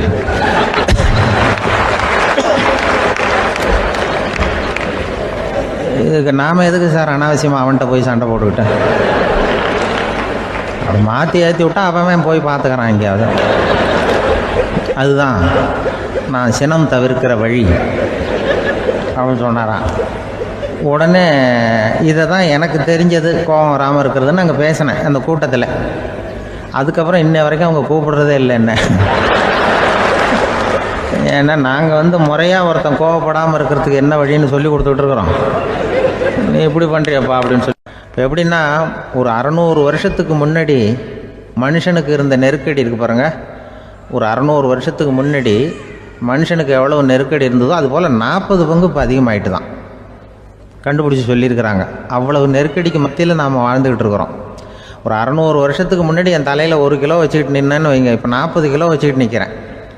அப்படி ஒவ்வொரு மனுஷனுக்கும் வாழ்க்கையில் நெருக்கடி அதிகமாக போச்சு. இப்போ இந்த நெருக்கடியில் முன்னாடிலாம் யாரோ ஒருத்தர் தான் தியானம் பண்ணுவாங்க. தியானம்னா ஒருத்தர் 2 பேர் காட்டுக்கு போய் தியானம் பண்ணிகிட்டு இருப்பாங்க 600 வருஷத்துக்கு முன்னாடி. இப்போ வீட்டுக்கு வீடு தியானம் நடக்குது. ஏன்னா அந்தளவுக்கு வாழ்க்கையில் ஒரு நிம்மதி வேணும் அப்படின்னு சொல்லி பண்ணிட்டாங்க. அதுக்கு தான் இயற்கை கொடுத்துருக்கிற ஒரு இயற்கையான வைத்தியம்தான் சிரிப்புங்கிறது. இதை பற்றி பெரியவங்கள்லாம் இப்போ ஆராய்ச்சி பண்ணிகிட்டு இருக்கிறாங்க. சிரிப்புங்கிறது நாம் பிறந்து ஒரு 6 மாதத்தில் தான் முதல் தடவையாக விவரமாக சிரிக்க ஆரம்பிக்கிறோமா. நாம் பிறந்து 6 மாதத்துக்கு, அதாவது முதல் தடவை சிரிக்க ஆரம்பிக்கிறது ஒரு 6ஆவது வாரம், 1.5 மாதத்தில் தான் குழந்தை வந்து விவரமாக சிரிக்க ஆரம்பிக்குது. அப்புறம் அப்படியே சிரிக்க ஆரம்பிக்கிறோமா. அதெல்லாம் இப்போ கணக்கு எடுத்துருக்குறாங்க. ஒரு குழந்தை ஒரு நாளைக்கு 200 தடவை சிரிக்குதான் ஒரு குழந்தை. பெரியவங்கள்லாம் 15 தடவை சிரிக்கிறாங்களாம். 200 தடவை சிரிச்சுக்கிட்டு இருந்த நாம் அப்படியே குறைஞ்சி 15 ஆகிட்டு. அதனால தான் இருதய நோயெல்லாம் வருது, ஹார்ட் அட்டாக்லாம் வருதுன்னு கண்டுபிடிச்சிருக்கிறாங்க. 200 சிரிப்புக்கு வந்து அது வந்து இயல்புத்தன்மை, மனுஷனுடைய இயல்புத்தன்மை சிரிக்கிறது. அதுக்கு ஜோக்கே தேவைப்படாது. ஆனால் இப்போ காலங்காலமாக நாம் என்ன போதிக்கப்பட்டு வந்திருக்கிறோம்னா, சிரிப்புங்கிறது ஒரு பாவமான செயல். ஒரு முதலாளிக்கு முன்னாடி தொழிலாளி சிரித்தா மரியாதை குறைச்சல், ஒரு கணவனுக்கு முன்னாடி மனைவி சிரித்தா மரியாதை குறைச்சல், அது மாதிரி ஒரு வாத்தியாருக்கு முன்னாடி பையன் சிரித்தா மரியாதை குறைச்சல், ஒரு ஆஃபீஸருக்கு முன்னாடி பியூனு சிரித்தா மரியாதை குறைச்சல், இப்படின்னு சொல்லி சிரிப்புங்கிறது ஏதோ மரியாதை குறைவான செயல்னு காலங்காலமாக நாம் போதிக்கப்பட்டு வந்திருக்கிறோம். இப்போ மரபு ரீதியாகவே அந்த சிரிப்பு வந்து நம்மகிட்ட சிறைப்பட்டுருக்கு தான், அடங்கி போச்சு. அந்த சிறைப்பட்டிருக்கிற சிரிப்பை வெளியில் கொண்டு வர்றதுக்கு தான் ஜோக்குன்னு ஒரு சாவியை போட வேண்டியிருக்கு. வேறு இந்த ஜோக்குக்கும் சிரிப்புக்கும் சம்மந்தம் இல்லை. அதை ஏற்கனவே இருக்கிறத வெளில கொண்டு வரதுக்கு ஒரு சாவி மாதிரி உபயோகப்படுதுன்னு இப்போ அதை பற்றி ஆராய்ச்சி பண்ணுறவங்களாம் சொல்கிறாங்க. ஏன்னா சிரிப்புக்கு ஜோக்கு தேவைப்படாது. இப்போ ஒரு குழந்தை தொட்டிலில் படுத்துருக்குன்னு வைங்களேன், குழந்தை தொட்டிலில் இருக்குது, அது முகத்துக்கிட்ட போய் ஒரு கிளுகிழுப்பை ஆட்டுங்க சிரிக்கும். அந்த கிளுகிழுப்பை சத்தமே சிரிக்க வைக்கிறதுல அதுதான் மனுஷனுடைய இயல்புத்தன்மை. அது என்ன ஜோக்காது? சத்தம். ஒரு கிளுகிழுப்பையை கொண்டு போய் குழந்தை முகத்துக்கிட்ட ஆட்டினா சிரிக்குதே, அதுதான் இயல்புத்தன்மை. அதே கிளுகிழுப்பையை ஒரு தாத்தா மூஞ்சிக்கிட்ட ஆட்டுங்க, கோவம் வந்துடும், அடிக்க வருவார். என்னடா விளையாட்டு இது அப்படிம்பாரு. ஏன்னா அவர் சிரிச்சுக்கிட்டு இருந்தவர், அப்படி இருந்தவர் ஒரு காலத்தில். ஒரு கிளுகிழுப்பைக்கு சிரித்தவர் ஒரு காலத்தில் இப்போ கோவப்படுறாருன்னா அந்த அளவுக்கு நம்ம மாறி போயிட்டே வந்துக்கிட்டு இருக்கிறோம். அதனால் வந்து அந்த இயல்புத்தன்மை மாறாமல் இருக்கணுங்கிறது ரொம்ப முக்கியம். அதுக்காக எல்லோரையும் குழந்தையாக்க முடியாது. மனுஷன் வந்து எல்லோரும் இனிமேல் வந்து வயசுங்கிறது கூட ஆகிட்டே தான் இருக்கும், அதுக்காக குறைச்சிக்கிட்டே போக முடியாது. அதுக்கு யாராவது மருந்து கண்டுபிடிச்சா தான் உண்டு. ஆனால் ஒருத்தர் மருந்து கண்டுபிடிச்சாராம், சொல்லுவாங்க. ஒரு டாக்டர் வந்து ஒரு மாத்திரை கண்டுபிடிச்சாராம். ஒரு மாத்திரை சாப்பிட்டா ஒரு வயசு குறையும், ஒரு மாத்திரை சாப்பிட்டா ஒரு வயசு குறையும் அப்படின்னு ஒரு மாத்திரையை கண்டுபிடிச்சிருக்காரு. ஒரு பாட்டி அம்மா, 90 வயசு பாட்டி, அது போயிருக்கு. அதே டாக்டர்கிட்ட போய், ஐயா எனக்கு ஒரு பாட்டில் மாத்திரை கொடுங்க, இந்த வயசு குறையிற மாத்திரை அப்படின்றது. அவர் ஒரு பாட்டில் கொடுத்தார் மாத்திரை. பாரும்மா பாட்டியம்மா, ஒரு மாத்திரை சாப்பிட்டா ஒரு வயசு குறையும், எடுத்துகிட்டு போகணும்னு கொடுத்துருக்காரு டாக்டர். இந்த 90 வயசு பாட்டி எடுத்துகிட்டு வீட்டுக்கு வந்துட்டு மறுநாள் அதே டாக்டர்கிட்ட போயிருக்கு. 30 வயசு பொண்ணாக போச்சான். 30 வயசு பொண்ணாக மாறி அதே டாக்டர்கிட்ட போயிருக்கு. இடுப்பில் ஒரு கை குழந்தை, அது சட்டை கிட்ட போடாமல் கட்டவரில் வாயில் வச்சுட்டு உட்காந்துருக்கு. நேராக டாக்டர்கிட்ட போய், டாக்டர் நேற்று வந்தேன், ஏதோ ஒரு மாத்திரை சாப்பிட்டா ஒரு வயசு குறையுன்னீங்க, நான் ஏதோ ஒரு ஆர்வத்தில் ஒரு 30-40 மாத்திரை சாப்பிட்டேன், இப்படி ஆகிட்டேன் அப்படின்னு. இப்போ டாக்டர் சொல்லியிருக்காரு, இதுக்கு ஏமா வருத்தப்படுற, எல்லோரும் வந்து வயசு குறையணும்னு தான் நினைக்கிறாங்க, உனக்கு வயசு குறைஞ்சிட்டுது, நீ சந்தோஷப்படு, இதுக்கே மறுபடியும் என்னகிட்ட வந்திருக்கிற அப்படின்னாரான் டாக்டர். அப்போ அந்த அம்மா சொல்லித்தான், அதை என்னை பற்றி பரவாயில்ல டாக்டர், என் இடுப்பில் பாருங்கள் கை குழந்தை, இது சட்டை போடாமல் உட்காந்துருக்கு, கட்டவரில் வாயில் வச்சுட்டு உட்காந்துருக்கு, இது ரொம்ப ஆர்வத்தில் ஒரு 70 மாத்திரையை சாப்பிட்டு விட்டுது, இது என் வீட்டுக்காரரு. இவர் வந்து இடுப்பை விட்டு கீழே இறங்க மாட்டேங்கிறாரு. நான் எதையாவது கொடுத்து இனிமேதான் வயசை கூட்டி இறக்கி விடுவேன் டாக்டர் அப்படின்னு தான். அவர் வந்து ஏதோ நமக்கும் இதுக்கும் சம்மந்தம் இல்லைங்கிறது மாதிரி கட்டாரில் வச்சுட்டு அவர் பாட்டு உட்காந்துருக்காரு. ஏதோ நமக்கு இந்த உலகமே இல்லை, நமக்கு சம்மந்தம் இல்லைங்கிற மாதிரி உட்காந்துருக்காரு. இப்படியே நான் தூக்கிட்டு எங்கே அலையிறது இது அப்படின்னு தான். அதனால் வந்து வயசை குறைக்கிறது இயற்கைக்கு விரோதமாக நாம் பண்ண முடியாது. ஆனால் இந்த இயல்புத்தன்மை மாறாமல் வச்சுக்கலாம். குழந்தை மாதிரி மாற முடியாதே தவிர அந்த குழந்தை தன்மையோடு வாழறதுக்கு கற்றுக்கணும். அதுதான் வாழ்க்கையில் இன்பமாக வாழறதுக்கு வழி. குழந்தைத்தனமாக இருக்கக்கூடாது, குழந்தை தன்மையோடு இருக்கணும்னு சொல்லுவாங்க. குழந்தை தன்மைங்கிறது வேறு, குழந்தைத்தனம்ங்கிறது வேறு. அப்படி ஒரு மாத்திரை கண்டுபிடிச்சிட்டா இப்போ யாராவது ஒருத்தவங்க இடுப்பில் குழந்தைய தூக்கிட்டு போனால் போய் கேட்கணும், ஏம்மா இது ஏன் வீட்டுக்காரரா உன் குழந்தையா அப்படின்னு கேட்டு அதுக்கப்புறம் அவருக்கு வணக்கம் சொல்லணும். இப்படிலாம் ஆகிடும் நிலைமை. இயற்கையை வந்து நம்ம மாற்ற முடியாது, அதுக்கு தகுந்தாப்புல தான் நாம் வந்து பண்ணணும். குழந்தை தன்மையோடு வாழறதுக்கு குடும்பத்தில் குழந்தை தன்மைங்கிறது எப்படின்னா, இப்போ ஒரு சில பேருக்கு அந்த குழந்தைத்தன்மை உண்டு. ஒரு வீட்டில் ஒரு புள்ள படுத்துருக்கு, அம்மா வந்து எழுப்புறாங்க, காலேஜுக்கு நேரமாச்சு எழுந்திருப்பா, காலேஜுக்கு நேரமாச்சு எழுந்திருப்பா அப்படின்ற. அந்த அம்மா அந்த புள்ளை சொல்லியிருக்கு, ஐயோ எனக்கு காலேஜுக்கு போகிறதுக்கே பிடிக்கலம்மா, என்னை வந்து தொந்தரவு பண்ணாத, காலேஜுக்கு போகிறதுக்கு எனக்கு பிடிக்கல அப்படின்னு தான். அப்போ அந்த அம்மா சொல்லியிருக்கு, ஏன் உனக்கு காலேஜுக்கு போகிறதுக்கு பிடிக்கல, கல்லூரிக்கு போகிறதுக்கு, அதுக்கு 2 காரணம் சொல்லு அப்படின்னுருக்க. அப்போ அந்த புள்ளை சொல்லிச்சான், ஏன் பிடிக்கலன்னா கல்லூரியில் இருக்கிற வாத்தியாருக்கும் என்ன பிடிக்க மாட்டேங்குது, ஆசிரியர்களுக்கும். 2வது காரணம், கல்லூரியில் படிக்கிற மாணவர்களுக்கும் என்ன பிடிக்கல, அதனால் நான் காலேஜுக்கு போக மாட்டேன்ற குழந்தை இந்த புள்ள சொல்லியிருக்கு. அம்மா வந்து அப்படிலாம் நீ இதுக்காக போகாமல் இருக்கக்கூடாது, நீ போய் தான் ஆகணும் அப்படின்னு பிடிவாதமாக அந்த அம்மா பிள்ளைய எழுப்புனாங்களாம். சரி நான் எதுக்கு காலேஜ் போகணும்னு சொல்கிறேன், அதுக்கு நீ 2 காரணம் சொல்லு அப்படின்னு தான் அந்த புள்ள. அப்போ அந்த அம்மா சொன்னாங்களாம், நீ ஏன் காலேஜுக்கு போகணும்னா முதல் காரணம் உனக்கு வயசு 52, 2வது காரணம் நீ தான் பிரின்சிபால் அப்படின்னு தான். என்ன இருந்தாலும் அவங்க அம்மாவுக்கு அது புள்ள தானே. அதுதான் குழந்தைத்தன்மைங்கிறது. 52 வயசுலேயும் குழந்தைத்தன்மையோடு இருக்கார் பாருங்கள், அதுதான் அந்த குழந்தைத்தன்மையோடு வாழறது தான் வெற்றிக்கு வழின்னு சொல்லுவாங்க. ஒரு பெரிய கிராமம், அந்த கிராமத்தில் ஒரு பண்ணையார் வீடு, அதுதான் அந்த கிராமத்திலே பெரிய வீடு. ஒரு நாள் ஒரு திருடன் அந்த கிராமத்துக்கு வந்தான், சுற்றி பார்த்தான். அந்த பண்ணையார் வீடு கண்ணில் பட்டுது. இன்னைக்கு ராத்திரி இந்த வீட்டில் தான் நம்ம தொழில் ஆரம்பிக்கணும் அப்படின்னு சொல்லி அவன் முடிவு பண்ணிக்கிட்டான். ஏன்னா அதுதான் அந்த கிராமத்திலே கொஞ்சம் பெரிய வீடு, அங்கே தான் அவன் எதிர்பார்க்குறது ஏதாவது கிடைக்கும் அப்படிங்கிறது அவனுடைய முடிவு. நடு ராத்திரி அவன் மெதுவாக சுவரேறி குதித்து அந்த பெரிய வீட்டுக்குள்ளே புகுந்தான். அங்கே போய் பார்த்தா முக்கியமான இடங்கள்ல எல்லாம் காவலுக்கு ஆள் நின்றுட்டு இருக்கிறாங்க ராத்திரி நேரத்தில். சரி இந்த வீட்டில் நம்மால் திருட முடியாது அப்படின்னு முடிவு பண்ணிட்டு மெதுவாக வந்த வழியிலேயே திரும்பி வந்தான். அந்த சமயத்தில் காலில் ஏதோ தட்டுப்பட்டுது. என்னது அப்படின்னு சொல்லி குனிஞ்சு பார்த்தா அங்கே ஒரு பெரிய வெங்காய மூட்டை அடுக்கி வச்சிருக்கிறாங்க. சரி வந்ததுக்கு வெறுங்கையோடு திரும்ப வேண்டாமே அப்படின்னு சொல்லி கையில் இருந்த ஒரு பெரிய பை நிறைய அதை அள்ளி போட்டுக்கிட்டான்.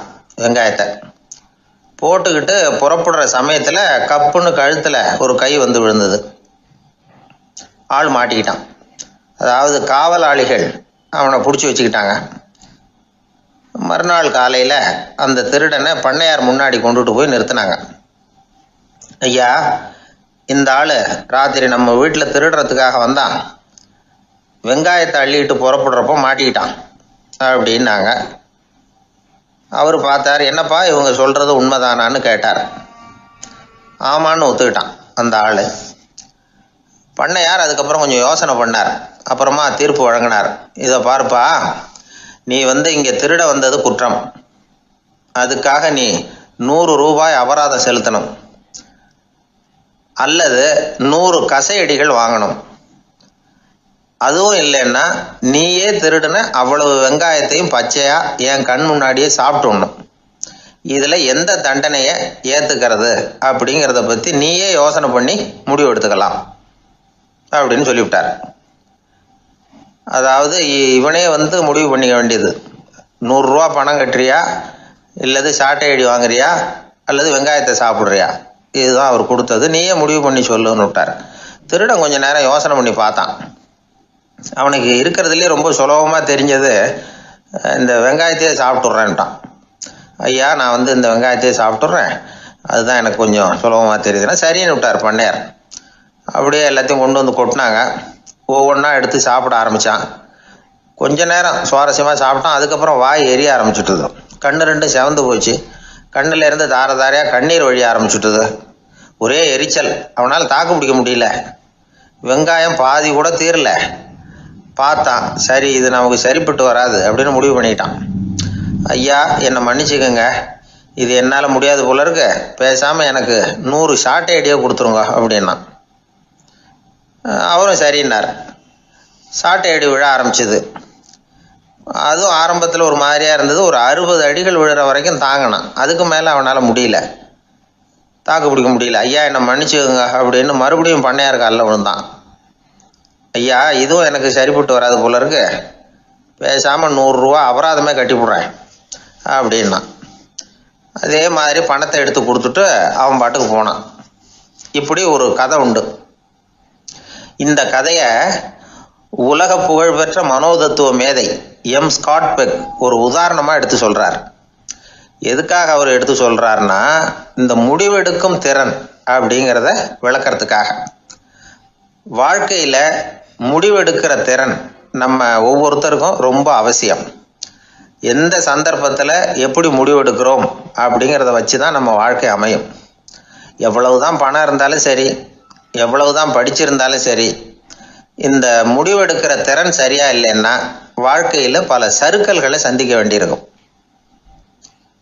நாம் முடிவுகள் எடுத்தால் அந்த முடிவுகளால் ஏற்படக்கூடிய விளைவுகளுக்கு நாம் பொறுப்பு ஏற்க வேண்டி இருக்குமே அப்படிங்கிற பயத்தினால முடிவெடுக்கிற அதிகாரத்தை பல சமயங்களில் நாம் மற்றவங்களுக்கு தாரவாத்து கொடுத்துட்றோம். நாமே முடிவெடுக்கக்கூடிய திறமையை வளர்த்துக்கிறது தான் ரொம்ப முக்கியம். ஒருத்தர் சொன்னார், சார், சின்ன சின்ன பிரச்சனைகள்ல எல்லாம் எங்கள் வீட்டில் என் மனைவி முடிவு எடுக்க விட்டுருவேன், பெரிய பிரச்சனைகள்ல எல்லாம் நான் தான் முடிவெடுப்பேன் அப்படின்னார். பரவாயில்லையே அப்படின்னு சொல்லி, சின்ன சின்ன பிரச்சனைகள்னா எதுங்க அப்படின்னு கேட்டேன். ஒன்றும் இல்லை, இந்த வீட்டு வருமானத்தை பெருக்கிறது எப்படி, வீட்டு செலவை சரி கட்டுறது எப்படி, வீட்டு செலவுக்கு வாங்கியிருக்கிற கடனை அடைக்கிறது எப்படி, இதெல்லாம் சின்ன சின்ன பிரச்சனைகள், என் மனைவிகிட்ட முடிவெடுக்கிற விஷயத்தை விட்டுருவேன்னார்.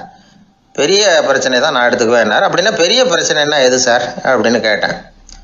அது என்னென்னா, இந்த உலக பொருளாதாரத்தை மேம்படுத்துறது எப்படி, 21ஆம் நூற்றாண்டில் என்னென்ன சவால்களை சந்திக்க வேண்டியிருக்கும் உலகம், இதெல்லாம் நான் பார்த்துக்குவேன் அப்படின்னார். பாருங்கள், இது பிரச்சனைகள்லேருந்து தப்பிக்கிற வழி. அதனால் வாழ்க்கையில் பிரச்சனைகளை சந்திக்கிறதுக்கு தயங்கக்கூடாது. அதே மாதிரி சரியான நேரத்தில் சரியான முடிவு எடுக்கிறதுக்கு நாம் கற்றுக்கணும். அது ரொம்ப முக்கியம். ஒரு ரயில் போய்கிட்டு இருக்கு. அதில் ஒரு பெரியவர் பிரயாணம் பண்ணிகிட்டு இருக்கிறார். எதிரில் ஒரு பெரிய அதிகாரி, IAS ஆஃபீஸர் உட்காந்துருக்கிறார். 2 பேருக்கும் முன்ன பின்ன அறிமுகம் இல்லை. அவர் வேற யாரோ, இவர் வேற யாரோ. ஒரே ரயிலில் பிரயாணம் பண்ணிகிட்டு இருக்கிறாங்க.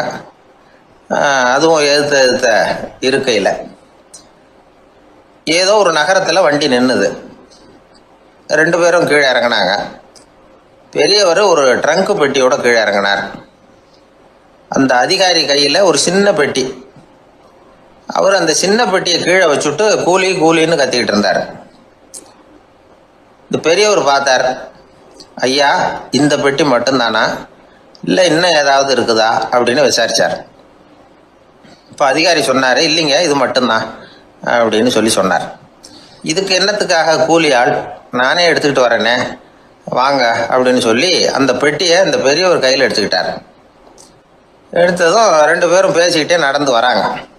இப்போ பெரியவர் சொன்னார், இப்போ உள்ள நாகரிகம் எப்படி இருக்குன்னா சுமை கால் பணம் சுமக்கூலி முக்கால் பணம் அப்படிங்கிற மாதிரி இருக்கு. பணத்தை வீணாக்கிறதோட இது கௌரவம்னு வேற நினைக்கிறாங்க அப்படின்னார். அவர் சொல்றது சரிதான். 10 ரூபாய் மதிப்புள்ள ஒரு சுமையை 30 ரூபா கொடுத்து தூக்கிட்டு போவோம். நாமே அதை தூக்கினா நமக்கு கௌரவ குறைச்சல் அப்படின்னு நினைப்போம். இதுதான் நம்ம நிலைமை. ஆனால் அந்த பெரியவர் என்ன சொன்னார் தெரியுமா? நீங்கள் எங்கே போகணுமோ அது வரைக்கும் நானே இதை எடுத்துகிட்டு வரேன் அப்படின்னார். அந்த அதிகாரி பக்கத்தில் உள்ள ஒரு ஹோட்டல் வரைக்கும் போனார். பெரியவரும் அங்கே கொண்டுட்டு போய் பெட்டியை வச்சார். உடனே அந்த பெரிய அதிகாரி அவருக்கு பணம் கொடுக்கறதுக்காக பர்ஸை எடுத்தார். உடனே இவர், ஐயா எனக்கு கூலி எதுவும் வேணாம், உங்களுக்கு சேவை செய்கிறது என்னுடைய கடமை. நான் இந்த சேவையை செய்தது பணத்துக்காக இல்லை, அன்புக்காக அப்படின்னு சொல்லிவிட்டார். அதுக்கப்புறம் அவர் நன்றினார். ரெண்டு பேரும் பிரிஞ்சுட்டாங்க. இது முடிஞ்சது. அன்னைக்கு சாயந்தரம் அங்கே ஒரு பெரிய கூட்டம் நடக்குது. இந்த அதிகாரியும் அந்த கூட்டத்துக்கு போகிறார். மக்கள் கூட்டம் ரொம்ப அதிகம். அதனால் இந்த அதிகாரியும் ஒரு ஓரமாக உட்காந்துக்கிட்டார். அப்புறம் கொஞ்ச நேரத்தில் இந்த முக்கிய விருந்தினர் பேசுறதுக்காக வரார் மேடைக்கு. மேடையில் இருந்த பெரியவங்கள்லாம் எழுந்திரிச்சு நின்று அவருக்கு மாலை போட்டு மரியாதை செய்கிறாங்க. எங்கேயோ ஒரு மூலையில் உட்காந்துருந்தார் அதிகாரி. அவர் இதை கவனித்தார். அவருக்கு ரொம்ப ஆச்சரியம், அதிர்ச்சி. ஏன்னா அங்கே பேச வந்த முக்கிய விருந்தினர் வேற யாரும் இல்லை, இன்னைக்கு காலையில் இவர் பெட்டியை தூக்கிட்டு வந்தார் பெரியவர், அவர் தான். சரி, அந்த பெரியவர் யார் தெரியுமா? அவர் தான் ஈஸ்வர சந்திர வித்யாசாகர். கூட்டம் முடிஞ்சது. அதிகாரி அவரை தேடி ஓடினார். அவர் கைகளை பிடிச்சிக்கிட்டார். ஐயா என்னை மன்னிச்சுருங்க அப்படின்னாரு. அப்புறம் சொன்னார், அகங்காரங்கிற கெட்ட புத்தி தான் உண்மையை கண்கள்ல இருந்து மறைக்குது. அகங்காரம் தான் மனுஷனை அழிக்குது. நீங்கள் ரொம்ப பெரிய மனிதர், இருந்தாலும் மனிதத்தன்மையோடு நடந்துக்கிறீங்க. இந்த அன்பு, தயவு, பொறுமை இதெல்லாம் இல்லைன்னா மனிதனாக இருக்கிறதுல என்ன பிரயோஜனம் அப்படின்னு சொல்லிவிட்டு அந்த அதிகாரி போனாராம். மனிதத்தன்மைன்னா என்ன அப்படிங்கிற கேள்விக்கு இந்த பெரியவர் ஒரு உதாரணம். இப்பெல்லாம் அப்படியா இருக்கிறாங்க? ஒரு பெரியவர் ஒரு பெட்டியை தூக்கிட்டு வந்துக்கிட்டு இருக்கிறார். ஒரு இளைஞன் ஓடி வந்தான். கொடுங்க சார், நான் தூக்கிட்டு வரேன்னா. கொடுத்தார். வாங்கி தலையில் வச்சுக்கிட்டான். அப்புறம் சொன்னான், அடுத்தவங்க சிரமப்படக்கூடாதுங்கிறது என்னுடைய கொள்கை அப்படின்னா. அது நல்லது தான்னார் அவர். கடைசியில் பெட்டியை கொடுத்தான். வாங்கிக்கிட்டு பர்ஸை திறந்தார் பணம் கொடுக்கறதுக்காக. வேணாங்க அப்படின்னு விட்டான் அந்த இளைஞன். ஏன்னார், நான் சொன்னேன் அடுத்தவங்க சிரமப்படக்கூடாதுங்கிறது என்னுடைய கொள்கைன்னு. அதனால் உங்களுக்கு சிரமம் கொடுக்கக்கூடாதுங்கிறதுக்காக வரும்பொழுது நானே உங்கள் பர்ஸை எடுத்து வேணுங்கிற பணத்தை எடுத்துக்கிட்டு திருப்பி உங்கள் பாக்கெட்லேயே போட்டுட்டேன் அப்படின்னா. இப்படி இருக்குது இந்த காலம். அதனால் வாழ்க்கையில் அன்பு, தயவு, பொறுமை இதெல்லாம் ரொம்ப அவசியம் அப்படிங்கிறத நாம் புரிஞ்சுக்கணும். ஒருத்தர் ரொம்ப கவலையோடு உட்காந்துருந்தார். எதை பற்றி சார் கவலைப்படுறீங்கன்னு கேட்டோம். எதிர்காலத்தை பற்றி கவலைப்படுறேன்னார். ஏன்னு கேட்டோம். என்ன பண்ணுறதுன்னே தெரியல சார், எதிர்காலம் ஒரே இருட்டாக இருக்குது, பாதையே புரியலன்னார். இன்னைக்கு நம்ம இளைஞர்கள் பல பேருக்கு எதிர்காலம் இருட்டாக தான் தெரியுது. அவங்கெல்லாம் இந்த கதையை கொஞ்சம் கேட்கணும். ஒரு மலை அடிவாரத்தில் ஒரு சின்ன கிராமம். அந்த மலை ரொம்ப உயரமானது. அடர்த்தியாக செடி கொடிகள் மரங்கள் அதில் மண்டி கிடக்குது. பகல் வேளையில் இருட்டாக தான் இருக்கும், அவ்வளோ அடர்த்தி. அந்த மலை உச்சியில் ஒரு கோவில். நாள் ராத்திரியே புறப்பட்டாதான் காலையில் அந்த கோயிலுக்கு போய் சேர முடியும். கிராமத்து இளைஞன் ஒருத்தன் அந்த மலை உச்சிக்கு போக வேண்டியிருந்தது. கையில் ஒரு விளக்கை எடுத்துக்கிட்டு நாள் ராத்திரியே புறப்பட்டான். புறப்பட்டு போனவன் கிராமத்து எல்லையிலேயே நின்றுட்டான். ஏன் தெரியுமா?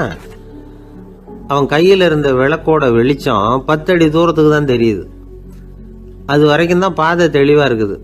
அதுக்கு அப்பால எல்லாம் ஒரே இருட்டாக இருக்குது, பாதை புரியல. இவன் யோசனை பண்ணி பார்த்தான். மனசுக்குள்ள ஒரு சந்தேகம். 10 அடி தூரம் தானே வெளிச்சம் தெரியுது, அப்படின்னா நாம் 10 அடி தூரம் தானே போக முடியும். அதுக்கும் அந்தாண்ட ஒரே இருட்டாக இருக்குதே, அதில் எப்படி நாம் நடந்து போகிறது? நாம் ரொம்ப தூரம் நடந்து போய் ஆகணுமே. அப்படிப்பட்ட நினப்பெல்லாம் அவனுக்கு வந்துவிட்டுது. இதுதான் அவன் மனசில் ஏற்பட்ட தயக்கம். இப்படி யோசிச்சுக்கிட்டே அந்த இளம் ஆசாமி புறப்பட்ட இடத்துலயே நின்றுகிட்டு இருக்கிறான். அந்த சமயத்துல ஒரு வயசான பெரியவர் அந்த பக்கமா வந்தார். அவர் கையில இதை விட சின்னதா ஒரு விளக்கு வச்சிருந்தார். அது எப்படின்னா அது ஒரு 5 அடி தூரத்துக்கு தான் வெளிச்சம் காட்டுது. அவ்வளவு சின்ன விளக்கு. அவரும் மலை உச்சிக்கு போறதுக்காக தான் வந்துகிட்டு இருக்கிறார். அவரை பார்த்து இவன் கேட்டான், என்ன பெரியவரே, இவ்வளவு சின்ன விளக்க வச்சுக்கிட்டு அவ்வளவு தூரத்துக்கு எப்படி மலையேற போறீங்க அப்படின்னு கேட்டான். நீ ஏன் இப்படி தயங்கிட்டே நிக்கிறேன்னு கேட்டார் பெரியவர். என்கிட்ட இருக்கிற விளக்கு 10 அடி தூரத்துக்கு தான் பாதையை காட்டுதுன்னா. இப்ப பெரியவர் சொன்னார், தம்பி, உன் கையில் இருக்கிற விளக்கு கொடுக்கற வெளிச்சத்தை வச்சு நீ முதல்ல 10 அடி தூரம் முன்னாடி போ. 10வது அடியில போய் நின்றுகிட்டு பாரு. மறுபடியும் ஒரு 10 அடி தூரத்துக்கு பாதை தெரியும். இப்படி உன் கையில் இருக்கிற விளக்கு தொடர்ந்து வெளிச்சம் காட்டிக்கிட்டே இருக்கும். நீ முன்னேற முன்னேற அந்த வெளிச்சமும் முன்னேறும். அதனால எத்தனை கிலோமீட்டர் தூரம் வேணும்னாலும் நீ இந்த 10 அடி தூரம் வெளிச்சத்தை வச்சுக்கிட்டே நீ போயிடலாம், புறப்படு அப்படின்னார். இப்பதான் அந்த பெரியவர் சொன்னது இளைஞனுக்கு பளிச்சுன்னு புரிஞ்சுதான். உடனே உற்சாகமா புறப்பட்டான், உச்சிக்கு போய் சேர்ந்தான். இந்த கதையிலிருந்து நாம புரிஞ்சுக்க வேண்டியது என்ன தெரியுமா? நீண்ட கால திட்டம் ஒன்று போடும் பொழுது நமக்கு முன்னாடி இருக்கிறத மறந்துட்டு மனசை போட்டு குழப்பிக்க கூடாது. உங்க கையில என்ன இருக்கோ அதுலயே உங்க எதிர்காலம் மறைஞ்சிருக்குது. கண் முன்னாடி தெரியறத வச்சு ஆரம்பிங்க, போக போக வழி தானா புலப்படும் அப்படிங்கிறார் ஒரு பெரியவர். பெரிய பயணங்களை எல்லாம் இப்படிதான் நடத்த வேண்டியிருக்கும். ஒவ்வொரு அடியா எடுத்து வச்சா ஓடி போய் சேர்ந்து விடலாம். மலைச்சு போய் நின்றுட்டா நின்றுகிட்டே இருக்க வேண்டியதுதான். நம்ம ஆள்லாம் ரொம்ப மோசமா இருக்கிறாங்க. ஒருத்தன் அப்படிதான் நீண்ட தூர பிரயாணம் ஒன்று புறப்பட்டான். ரயில் போய்கிட்டே இருந்தது. கொஞ்ச தூரம் போச்சு, பாதி வழியில கையில வச்சிருந்த டிக்கெட்டை காத்துல விட்டுட்டான். ஐயோ, என் டிக்கெட்டு போயிட்டுதே அப்படின்னு கத்த ஆரம்பிச்சுட்டான். பக்கத்துல இருந்த பெரியவர் அவனை பார்த்து பரிதாபப்பட்டு, கவலைப்படாத தம்பி, போனா போகுது, வேற டிக்கெட் வாங்கிக்கலாம் அப்படின்னு ஆறுதல் சொன்னார். அதுக்கு அவன் சொல்றான், சார், நான் அதுக்காக அழல, அந்த டிக்கெட்டு கிடைச்சாதானே நான் எந்த ஊருக்கு போகணுங்கிறது எனக்கு தெரியும் அப்படிங்கிறான். ஒரு தெருவில் சில சிறுவர்கள் விளையாடிக்கிட்டு இருந்தாங்க. ஏதோ ஒரு உயரமான கல்லை நடுத்தெருவில் வச்சு அதை சுற்றி சுற்றி ஓடி வந்துகிட்டு இருக்கிறாங்க. அது என்ன விளையாட்டோ அவங்களுக்கு தான் தெரியும். கொஞ்ச நேரம் அப்படி விளையாடிக்கிட்டு இருந்தவங்க விளையாடி முடிச்சதும் அந்த கல்லை நடுத்தெருவில் அப்படியே விட்டுட்டு அவங்கவுங்க வீட்டுக்கு ஓடி போட்டாங்க. அதுக்கப்புறம் அந்த வழியா 2 பெண்கள் பேசிக்கிட்டே வந்தாங்க. பேச்சு சுவாரஸ்யத்தில் நடுத்தெருவில் இருந்த அந்த கல்லை கவனிக்கல. காலில் இடிச்சுட்டுது, லேசா ரத்தம் வந்துட்டுது, வலி தாங்கலை. காலில் இடிச்சுக்கிட்ட பொண்ணு திட்ட ஆரம்பிச்சுட்டுது.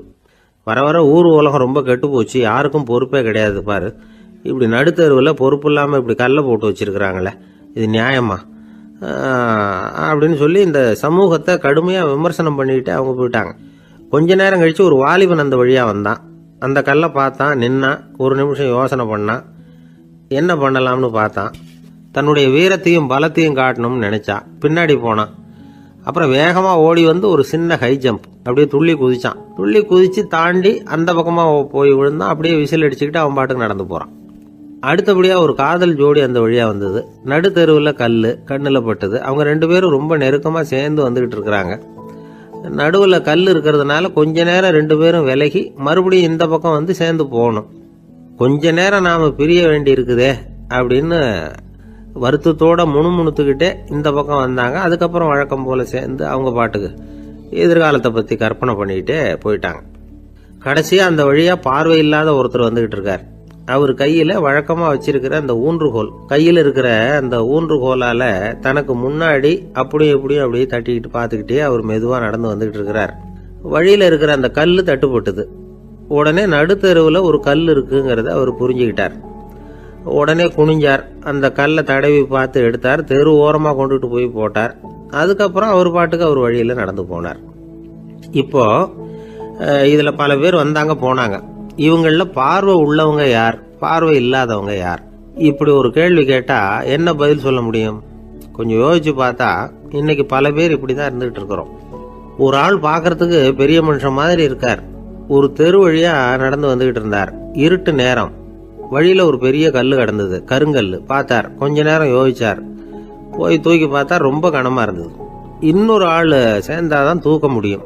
இவர் உடனே ரோட்டோரமா போய் ஒரு மரத்தடியில உட்காந்துக்கிட்டார். 2 பக்கமும் பார்த்துக்கிட்டே இருக்கார், யாராவது வர்றாங்களான்னு. கொஞ்ச நேரத்துல ஒருத்தர் வந்தார். இவருக்கு தெரிஞ்சவர். என்னங்க இந்த நேரத்துல இங்க உட்காந்துருக்கிறீங்கன்னு கேட்டார் அவர். அதோ அந்த கருங்கல் அப்படின்னு சுட்டி காட்டினார். ஓ, அதை தூக்கி ஓரமாக போடணுமா? வாங்க 2 பேரும் தூக்கலான்னார் வந்தவர். நான் அதுக்காக உட்காந்துருக்கலன்னார் இவர். பின்ன வேற எதுக்காகன்னார் அவர். ஒரு மனுஷன் கருங்கல்லில் காலை இடிச்சுக்கிட்டான்னா எப்படி துள்ளுவான்னு பார்க்கணுங்கிறது எனக்கு ரொம்ப நாளாக ஒரு ஆசை. அதுக்காக தான் உட்காந்துருக்கிறேன் அப்படின்னாராம். ஒரு நாள் ஒரு தகப்பனார் தன்னுடைய பிள்ளைய அழைச்சிட்டு வந்தார். சார், இவன் சரியாக படிக்க மாட்டேங்கிறான், பெரியவங்களை மதிக்க மாட்டேங்கிறான், நீங்கள் கொஞ்ச நாள் இவனுக்கு குருவாக இருந்து நல்ல விஷயங்களை சொல்லி கொடுத்தா தேவையில்லைன்னார். பெரியவங்களையும் மதிக்காதவன் எப்படி என்ன மதிக்க போகிறான் அப்படிங்கிறது நமக்கு யோசனை வரும் இல்லையா? வேணாங்க, என்னை விட்டுருங்க அப்படின்னோம். அவர் விட மாட்டேன்னு விட்டார். இல்லைன்னா அவரே சிஷ்யன் ஆகிடுவார் போல இருந்தது. சரி, வேற வழி இல்லாமல் அந்த பையனையே என்னுடைய சீடை நான் ஏற்றுக்கிட்டு உபதேசமெல்லாம் பண்ண ஆரம்பித்தோம். அதாவது குரு பக்தின்னா அது எப்படி இருக்கணுங்கிறத பற்றி சொல்லி கொடுத்தோம் அவனுக்கு. சதமகர் அப்படின்னு ஒரு குரு இருந்தார். அவருக்கு ஒரு சீடர். அவன் பேர் துளசி சைதன்யன், நைஷ்டிக பிரம்மச்சாரி. தன்னுடைய குருவுக்கு எந்த நேரத்தில் எது தேவைங்கிறத புரிஞ்சுக்கிட்டு சேவை செய்கிறவன். ஆனால் இவனை பற்றி மற்ற சீடர்களுக்கு பொறாமை வந்துட்டுது. இவன் மட்டும் இப்படி இருக்கானேன்னு உடனே குரு கிட்ட போய் கோல் மூட்டினாங்க. அவன் சரியில்லை, அவன் நடந்துக்கிறது சரியில்லை, அப்படி இப்படின்னு எதையாவது சொல்லி. இருந்தாலும் இதையெல்லாம் அந்த குரு நம்பலை. அவருக்கு தெரியும் யார் யார் எப்படின்னு. துளசி சைதன்யன் பெருமையை மற்ற சீடர்களுக்கு உணர்த்தணும் அப்படின்னு நினைச்சார். அதுக்கு ஒரு வழி பண்ணார். ஒரு நாள் சீடர்களை எல்லாம் கூப்பிட்டுக்கிட்டு ஒரு காட்டு வழியாக போய்கிட்டு இருந்தார். அங்கே ஒரு பெரிய மலை அருவி கொட்டிக்கிட்டு இருந்தது. குரு சீடர்கள் பக்கம் திரும்பினார். இந்த மலையின் மேலே இருந்து அந்த படுபாதாளத்தில் குதிக்கிறதுக்கு உங்களில் யார் தயார் அப்படின்னு கேட்டார். ஒரு சீடனும் ஆய திறக்கல, ஒதுங்கி நின்றுக்கிட்டாங்க. பின்னாடி மூட்டை முடிச்சோட வந்துகிட்டு இருந்தான் துளசி சைதன்யன். அவனை பார்த்தார். தப்பாருப்பா, நீ மேலே இருந்து அந்த அருவியில குதி அப்படின்னார். அப்படியே செய்கிறேன் சுவாமின்னா ஓடி போய் பொத்துன்னு குதிச்சுட்டான். அடுத்த கணமே குருநாதர் தன்னுடைய யோக சக்தியால் பறந்து போய் அவன் கீழே விழுந்துடாம தாங்கி பிடிச்சி கொண்டுகிட்டு வந்துட்டார். மற்ற சீடர்களுக்கெல்லாம் ஒரு மாதிரி ஆயிட்டுது. அடுத்தபடியாக என்ன பண்ணலாம்னு யோசிச்சாங்க இவனை மாட்டி விடுறதுக்கு. ஒரு நாள் வெத்தலை அடிக்கிற ஒரு சின்ன உரலையும் உலக்கையையும் எடுத்து ஒளிய வச்சுட்டாங்க. சதமகர் சன்னியாசி இல்லை, அவர் வெத்தலை போடுவார். பல்லு சரியில்லை, அதனால இடிச்சு தான் வெத்தலையை போடணும். திடீர்னு வெத்தலை பாக்கு கேட்டார். வழக்கமாக உரலில் இடித்து தர்றது தான் துளசியின் பழக்கம். உரலை தேடினா கிடைக்கல, என்ன பண்ணுறது? குரு கேட்டுவிட்டாரே, குரு சேவை தானே முக்கியம். என்ன பண்ணா, வெத்தலை பாக்க தன்னுடைய வாயில் போட்டு முன்னும் அதை எடுத்து அவர்கிட்ட கொடுத்துட்டான். குரு எதையோ படிச்சுக்கிட்டே அதை வாங்கி வாயில் போட்டுக்கிட்டார். துளசி இன்னைக்கு தாம்பூலம் நல்லா இடிக்கப்பட்டிருக்கு, ருசியாக வேற இருக்கு, அதை இடித்த பாத்திரத்தை என் கண்ணால் பார்க்கணும்னு ஆசையாக இருக்குன்னு விட்டார். அதை மட்டும் அனுப்பி போய் நீ வர வேண்டான்னு வேற சொல்லிவிட்டார். இதை கேட்டதும் துளசி தவிச்சு போயிட்டான். இவன் போகாமல் எப்படி வாயை மட்டும் அனுப்பி வைக்க முடியும்? இவன் தவிக்கிறத பார்த்ததும் மற்ற சீடர்களுக்கெல்லாம் மனசுக்குள்ள ரொம்ப சந்தோஷம். துளசி கொஞ்சமும் யோசிக்கல, வாழை எடுத்தான், தன்னுடைய தலையவே அப்படியே அறுத்து வெட்டி எடுத்தான். இன்னொரு சீடங்கிட்ட கொடுத்துட்டான், எடுத்துட்டு போன்னு சொல்லி. கொண்டுட்டு போய் குரு முன்னாடி வைக்கிறாங்க.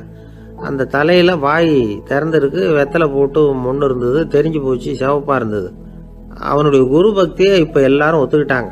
அதுக்கப்புறம் குரு சதமகர் தன்னுடைய அற்புத திறமையினால அந்த தலையை மறுபடியும் ஒட்ட வச்சுட்டார். துளசிக்கு உயிர் வந்துட்டுது. இப்படி ஒரு பெரிய கதை உண்டு. அதாவது துளசி சைதன்யன் அவனுடைய குரு பக்தி எப்படி அப்படின்னு கேட்டோம்.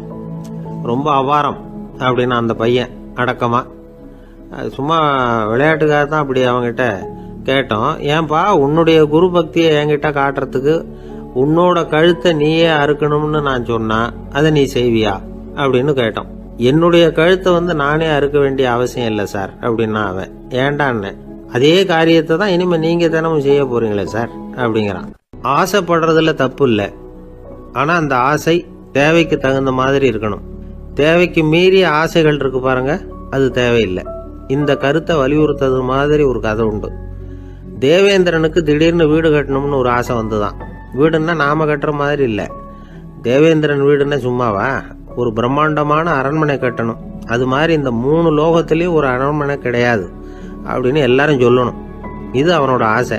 உடனே தேவ தச்சரான விஸ்வகர்மாவை கூப்பிட்டான், உத்தரவு போட்டான். விஸ்வகர்மா தன்னுடைய உதவியாளர்களை எல்லாம் கூப்பிட்டு ஒன்னா சேர்த்துக்கிட்டார். படாத பாடுபட்டு ஒரு பெரிய அரண்மனையை கட்டி முடிச்சார். கட்டி முடிக்க 1000 வருஷம் ஆச்சு. தேவேந்திரன் பார்க்கறான். அவனுக்கு திருப்தி ஏற்படல. என்னுடைய அந்தஸ்துக்கு இது ரொம்ப சாதாரணமான கட்டிடம், இதை விட இன்னும் பெருசா கட்டு அப்படின்னா. தேவ தச்சர் திணறி போயிட்டார். அவரால் அதுக்கு மேல எதுவும் செய்ய முடியல. என்ன பண்றதுன்னு யோசனை பண்ணார். நேரா நாரதர் காலில் போய் விழுந்தார். நீங்க தான் என்னை இந்த பிரச்சனையிலேருந்து காப்பாற்றணும்னார். நாரதர் யோசனை பண்ணார். சரி, கவலைப்படாதேன்னார். நேரா இந்திரன் கிட்ட போனார். இந்திரன் வந்து நாரதரை பார்த்த உடனே வாங்கன்னு கூட்டிட்டு போய் அரண்மனையை காட்டினான். இது மாதிரி ஒரு அரண்மனையை நீங்க வேற எங்கேயாவது பார்த்துருக்குறீங்களா அப்படின்னு ரொம்ப பெருமையா கேட்டான்.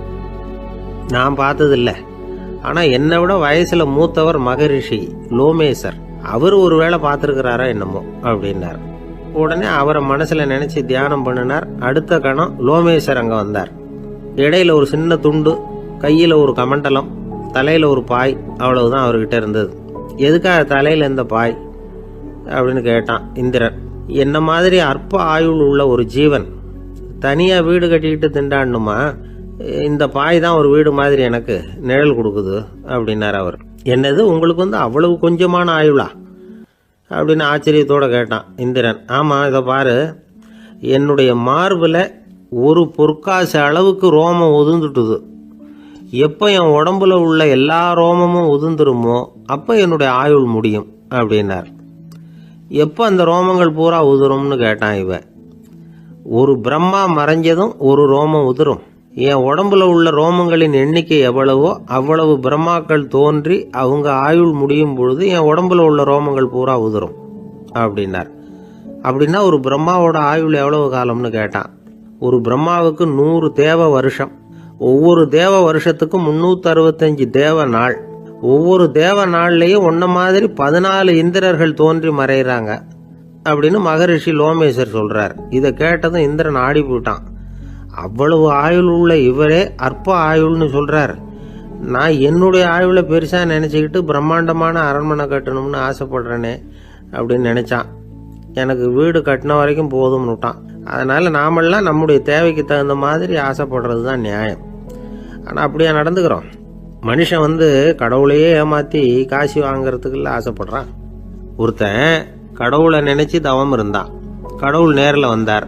தேவலோகத்தில் ரூபாய்க்கெல்லாம் என்ன மதிப்புன்னு கேட்டான். அங்கெல்லாம் ரூபாய்ங்கிறது உங்கள் பணத்தில் 1 கோடி ரூபாய்க்கு சமம். அதாவது தேவலோகத்தில் 1 ரூபான்னா இங்கே 1 கோடி ரூபா.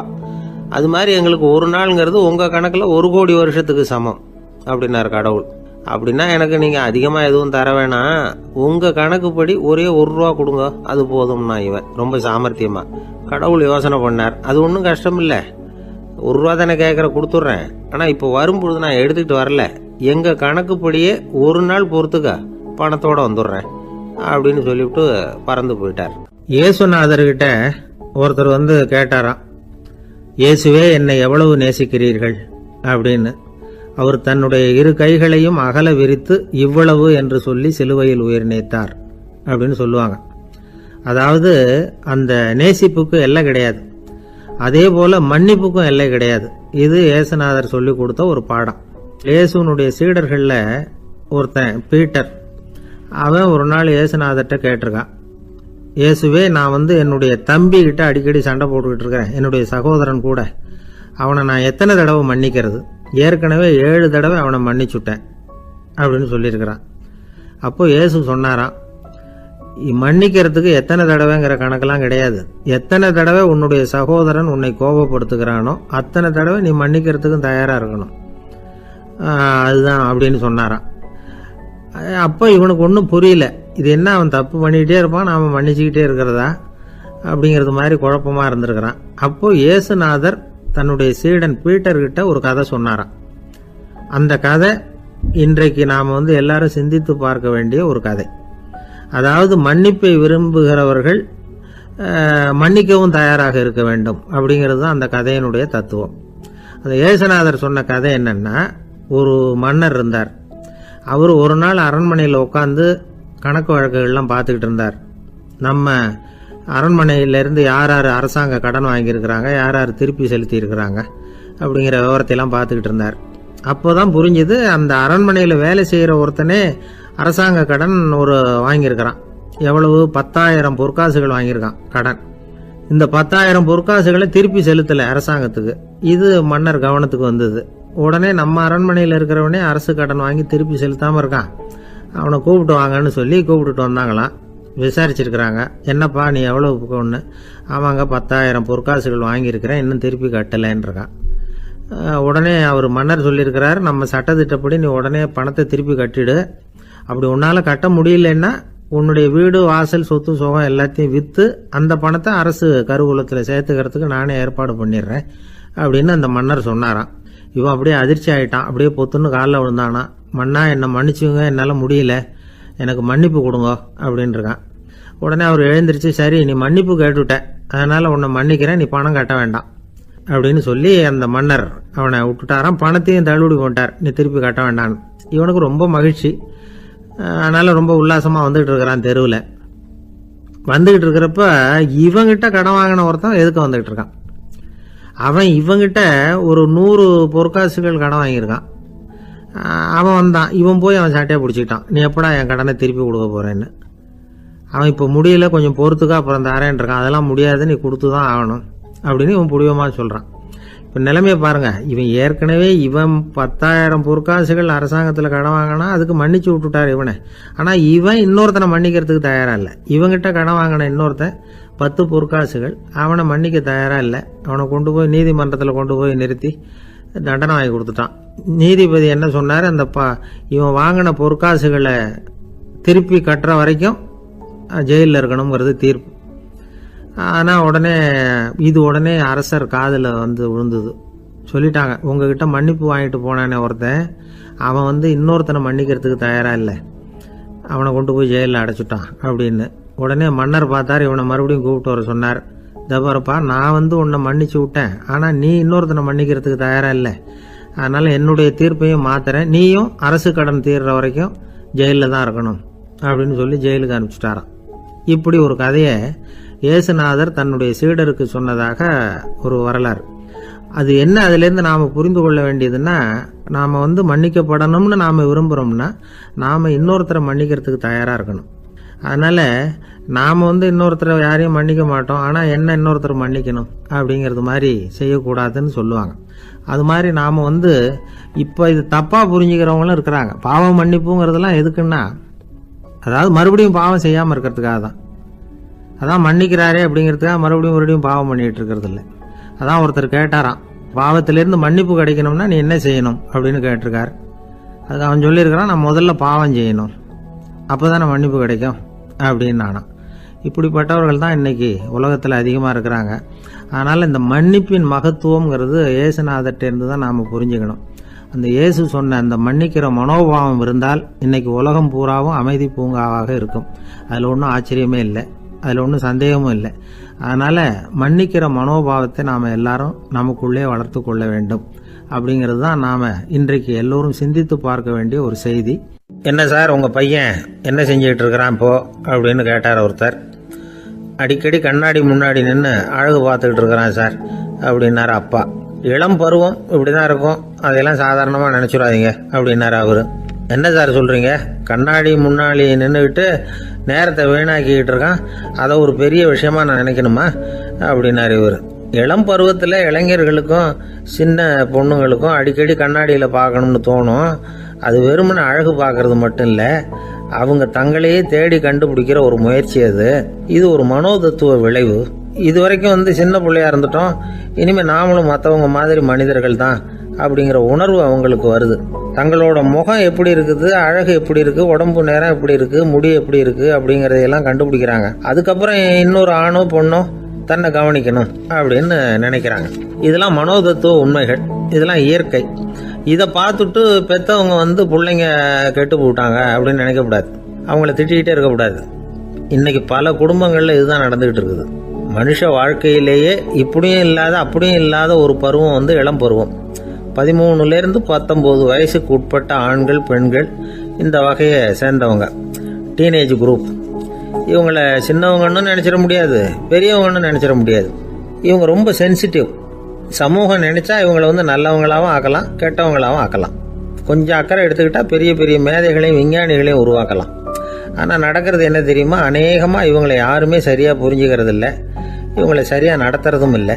இது வரைக்கும் நாம் சொல்கிறத கேட்டுக்கிட்டு இருந்தான், இப்போல்லாம் அவன் இஷ்டத்துக்கு நடக்க ஆரம்பிச்சுட்டான் அப்படின்னு வருத்தப்படுற பெற்றோர்கள் அதிகம். இது வருத்தப்படுற விஷயம் இல்லை, சந்தோஷப்பட வேண்டிய விஷயம். உங்கள் புள்ள சொந்தமாக யோசிக்க ஆரம்பிக்கிறதும் நடந்துக்க ஆரம்பிக்கிறதும் ஒரு தப்பான விஷயமா? அவன் கடைசி வரைக்கும் உங்கள் பேச்சையே கேட்டுக்கிட்டு இருக்கணுங்கிறது என்ன நியாயம்? இன்னைக்கு இளைஞர்களை பெரியவங்க தப்பாக புரிஞ்சுக்கிட்டு தவறாக நடத்துறதுனால தான் அவங்களுக்கு வெறுப்பு, எரிச்சல், மனக்கசப்பு எல்லாம் உண்டாகுது. பெற்றவங்க சரியாக மதிக்கிறது இல்லை அப்படிங்கிற ஒரே காரணத்தினாலேயே வீணாக போகிற பிள்ளைங்க இன்னைக்கு அதிகம். சரி, பெற்றவங்களுக்கு இன்னைக்கு என்னதான் புத்தி சொல்ல வர்றீங்க அப்படின்னு கேட்குறீங்களா? நாம் எதையும் சொல்ல வரல, ஆனால் அது சம்பந்தமான சில நிபுணர்கள் சொல்லியிருக்கிறத உங்கள் காதில் போட்டு வைக்கலாம். அது என்னன்னா, பிள்ளைங்க கிட்ட அன்பு செலுத்துங்க. குழந்தையா இருந்தப்போ எவ்வளவு பாசமாக இருந்தீங்க, வளர வளர அதை ஏன் குறைச்சிக்கிறீங்க? பெற்றவங்களின் அன்பான வார்த்தைகளுக்கு ஏங்குறவங்க தான் இன்றைய இளைஞர்கள். அவங்க எதை சொன்னாலும் அதை அக்கறையாக காது கொடுத்து கேளுங்க, அலட்சியப்படுத்தாதீங்க. அவங்க விரும்புறது உங்ககிட்ட இருந்து ஒரு மதிப்பு, மரியாதை, அங்கீகாரம், இவ்வளவுதான். அவங்க அவங்களாவே முடிவுகள் எடுக்கட்டும், அதுக்கு நீங்கள் உதவியா இருங்க, அது போதும். மற்றவங்க முன்னாடி, முக்கியமாக அவங்க நண்பர்கள் முன்னாடி அவங்கள பற்றி மட்டமாக பேசாதீங்க. அவங்கக்கிட்ட பொய் சொல்லக்கூடாது. நீங்கள் சொன்னது பொய்ன்னு தெரிஞ்சு போச்சுன்னா உங்கள் பேரில் அவங்களுக்கு இருக்கிற மதிப்பு போயிடும், நம்பிக்கை போயிடும். அவங்களுக்கு முன்னாடி நீங்கள் சண்டை போடக்கூடாது. உங்கள் பிள்ளைய எப்பவும் இன்னொரு பிள்ளையோட ஒப்பிட்டு பேசுகிற வேலையே வேணாம். கூட பிறந்த மற்றவங்களோட கூட ஒப்பிடக்கூடாது. இப்படி செஞ்சால் அவன் உங்ககிட்டையும் பிரியமாக இருக்க மாட்டான், அவங்ககிட்டையும் பிரியமாக இருக்க மாட்டான். புள்ள எங்கே போகிறான், என்ன பண்ணுறான் அப்படின்னுலாம் துப்பறிஞ்சிக்கிட்டு இருக்கக்கூடாது. இளைஞர்கள் தனிமையை விரும்புகிறவங்க. அவங்கள பெட்டியில் வச்சு மூடி பாதுகாக்கணும்னு நினைக்கக்கூடாது. அவங்கள எப்படி பாதுகாக்கிறது அப்படிங்கிறது அவங்களுக்கே தெரியும். உங்கள் புள்ள எப்படி நடந்துக்கணும்னு நீங்கள் எதிர்பார்க்குறீங்களோ அது மாதிரி நீங்கள் நடந்து காட்டுங்க, அது போதும். ஒரு வீட்டில் அப்பாவும் அம்மாவும் பேசிக்கிட்டு இருக்கிறாங்க. என்னங்க, நம்ம பொண்ணு பெரியவளாயிட்டா, அடிக்கடி கண்ணாடி முன்னாடி போய் நின்றுக்கிட்டு இருக்கிறா, சீக்கிரமாக ஒரு பையனை பார்த்து கல்யாணத்தை முடிக்காமல் இப்படி மசன்னு கல் மாதிரி உட்காந்துருக்குறீங்களே அப்படின்னு சத்தம் போட்டாங்க அந்த அம்மா. அவசரப்படாத, பார்க்கறதுக்கு கண்ணுக்கு அழகா லட்சணமா புத்திசாலியா ஒரு பையன் கிடைக்க வேணாமா, அதுதான் பார்த்துக்கிட்டு இருக்கிறேன் அப்படின்னாரு அப்பா. இதுக்கு அந்த அம்மா சொல்றாங்க, எங்க அப்பா இப்படியெல்லாம் நினைச்சுக்கிட்டு இருந்திருந்தா எனக்கு கல்யாணமே ஆயிருக்காது தெரியுமா அப்படின்னாங்களாம். ஒரு வயசான அம்மா தெரு வழியா போயிட்டு இருந்தாங்க. அவங்க கையில் எண்ணத்தையோ வச்சுக்கிட்டு அதை அடிக்கடி பார்த்துக்கிட்டே இருந்தாங்க. ஒருத்தன் மெதுவாக அவங்கக்கிட்ட போய் கையில் இருக்கிறது என்ன அப்படின்னு எட்டி பார்த்தா அவங்க கையில் 4 பல்லு இருந்துதான். இவன் ஆச்சரியமாக அந்த அம்மாவை பார்த்தான். ஏம்மா, உனக்கு என்ன பைத்தியமா, ஏது இந்த பல்லு, இதை என்னத்துக்காக கையில் வச்சுக்கிட்டு அலைஞ்சிக்கிட்டு இருக்கிற அப்படின்னு கேட்டிருக்கான். அதுக்கு அந்த அம்மா விவரம் சொல்ல ஆரம்பித்தாங்களாம். இதை பாருப்பா, எனக்கு ஒரு மகன் இருந்தான், அவனை ரொம்ப செல்லமாக வளர்த்தேன். அவனை தரையிலேயே நடக்க விடுறதில்ல, எப்பவும் தூக்கி வச்சுக்கிட்டு இருப்பேன். அவன் நல்லா பெரியவனாகி பள்ளிக்கூடம் போகிறப்ப கூட அவன் புஸ்தக மூட்டையை நான் தான் சுமந்துக்கிட்டு போவேன். பார்க்குறவங்க கூட கேலி பண்ணுவாங்க, ஏம்மா படிக்க போகிறது நீயா உன் பிள்ளையான்னு கேட்பாங்க. அவன் இன்னைக்கு எவ்வளவோ பெரிய மனுஷன் ஆகிட்டான், வெளிநாட்டில் பெரிய உத்தியோகத்தில் இருக்கான். சமீபத்தில் இங்கே வந்துட்டு போனான். ஒரு நாள் ஏதோ கோபத்தில் என்ன அரைஞ்சுட்டான். அப்போ இந்த 4 பல்லும் கீழே விழுந்துட்டுது. இன்னமும் கூட விழுந்திருக்கும், ஆனால் பல்லு தான் இல்லை. என் புள்ள அரைஞ்சதுனால விழுந்த பல்லு இல்லையா அது, அதனால் இதை எப்பவும் என் கையிலேயே வச்சுக்கிட்டு ஆசையோடு பார்த்துக்கிட்டு இருக்கிறேன். அவன் தான் வெளிநாட்டுக்கு போட்டான், அவனை பார்க்க முடியாத ஏக்கத்தை நான் இந்த பல்லை பார்த்து போக்கிக்கிறேன் அப்படின்னு நாங்களாம் அந்த அம்மா. இந்த கதை எதுக்காகன்னா, தாய் அன்பு அப்படிங்கிறது எப்படிப்பட்டதுங்கிறத புரிஞ்சுக்கிறதுக்காக. கல்யாணம் ஆனதுக்கு அப்புறம் தாயை மறந்து விடுறவங்க எத்தனை பேர் இந்த உலகத்தில், அவங்க காதில் வேணுங்கிறதுக்காக தான் இந்த தகவல். ஆனால் ஒரு விஷயம் மட்டும் நல்லா புரிஞ்சுக்கணும், தாயை மதிக்க தெரிஞ்சவங்க தான் இன்றைக்கி வாழ்க்கையில் எல்லா விதத்துலேயும் முன்னுக்கு வந்திருக்கிறாங்க. வேணும்னா விசாரித்து பார்த்துக்குங்க. இன்னொரு அம்மா இருந்தாங்க, அவங்க தினமும் ஒரு கோயிலுக்கு வருவாங்க.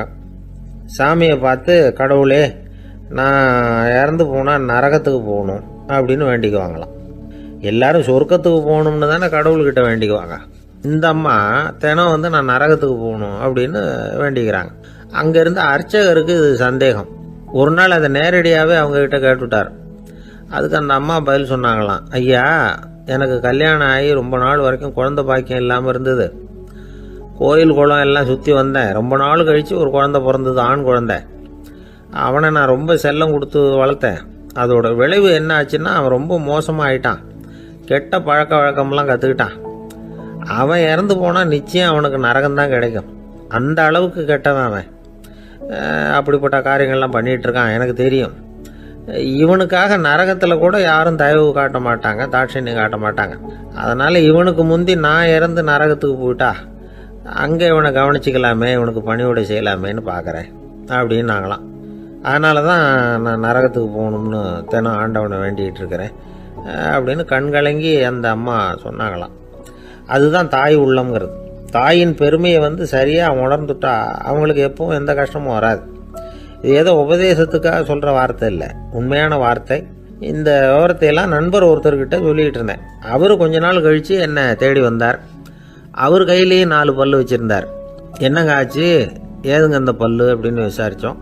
உங்கள் உபதேசத்தை கேட்டுட்டு இந்த உலகத்தில் எல்லாரையும் தாயாக நினைக்க ஆரம்பிச்சிட்டேன். ஒரு அம்மாவை கடத்தரில் பார்த்து தாயேன்னு கூப்பிட்டேன். அவங்க உடனே பலார்னு என்னை அரைஞ்சிட்டாங்க. பல்லு விழுந்துட்டுது. அதை தான் பொறுக்கி எடுத்துக்கிட்டு நேராக உங்களை தேடி வந்துக்கிட்டு இருக்கிறேன்னார். தாயேன்னு தானே கூப்பிட்டீங்க, அதுக்கு ஏன் அரைஞ்சாங்க அப்படின்னு கேட்டோம். நான் தாயேன்னு கூப்பிட்டது அவங்க காதில் நாயேன்னு விழுந்துட்டு தான், அதுதான் அப்படி ஆயிட்டுது அப்படின்னார். ஒரு ஆஃபீஸில் வேலை பார்க்குற ஒருத்தர் ஏதோ தப்பு பண்ணிவிட்டார். உடனே மேல் அதிகாரி அவரை கூப்பிட்டு அனுப்புனார். நீ செஞ்சது தப்புன்னார் கோபமாக. இது ஒரு ரகம். சில அதிகாரிகள் இப்படி நீங்கள் செஞ்சது தப்புன்னு சொல்கிறதில்ல, நீங்கள் செஞ்சது சரி அப்படின்னு சொல்கிறதில்ல. எப்படி சொல்லுவாங்கன்னா, நீங்கள் செஞ்சது சரியில்லைன்னு நான் நினைக்கிறேன் அப்படின்னு சொல்லுவாங்களாம். அதாவது சில பேர் நீங்கள் செஞ்சது தப்புங்கிறாங்க, அதையே மாற்றி சொல்கிறாரு இவர், நீங்கள் செஞ்சது சரியில்லைன்னு நினைக்கிறேன். இது ரெண்டும் அர்த்தம் ஒன்று தான், இருந்தாலும் வார்த்தைகள் வித்தியாசம். நிர்வாக திறமை இல்லாத ஒரு அதிகாரி யூ ஆர் ராங் அப்படின்னு சொல்லுவாராம். நிர்வாக திறமை உள்ள அதிகாரியாக இருந்தால் அதையே கொஞ்சம் மாற்றி I think you are not correct அப்படிம்பாராம்.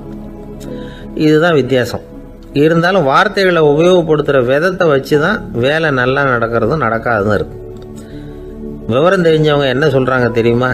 B a leader not a boss அப்படிங்கிறாங்க. ஒரு லீடராக பாஸாக இருக்காதே அப்படிங்கிறாங்க.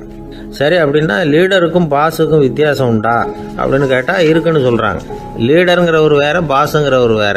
ஒரு லீடர் எப்படி நடந்துக்குவார், ஒரு பாஸ் எப்படி நடந்துக்குவார், இதை முதல்ல நாம் தெரிஞ்சுக்கணும். அவங்க எப்படி நடந்துக்குவாங்க அப்படிங்கிறதுக்கு சில விவரங்கள் இருக்குது. அதை கேட்டோம்னா நாம் புரிஞ்சுக்கலாம் அதை. அதாவது பாஸுங்கிறவர் விரட்டிக்கிட்டே இருப்பார், லீடருங்கிறவர் ஊக்கப்படுத்திக்கிட்டே இருப்பார். நாளைக்கு சாயந்தரத்துக்குள்ளே அந்த வேலையை செஞ்சு முடிக்கலைன்னா தொலைச்சி விடுவோம் தொலைச்சி அப்படிம்பார் அவர். இவர் எப்படி சொல்லுவார்னா, இது வரைக்கும் நீங்கள் செஞ்சுருக்கிற வேலை ரொம்ப அற்புதம் அப்படிம்பார். பாஸுங்கிறவர் அதிகாரத்தை நம்பி செயல்படுறவர், லீடருங்கிறவர் நல்லெண்ணத்தை நம்பி செயல்படுறவர். நம்மக்கிட்ட அதிகாரம் இருக்குது, பவர் இருக்குது, அதனால் காரியத்தை சாதிச்சுடலாம் அப்படின்னு நினைக்கிறவர் அவர்.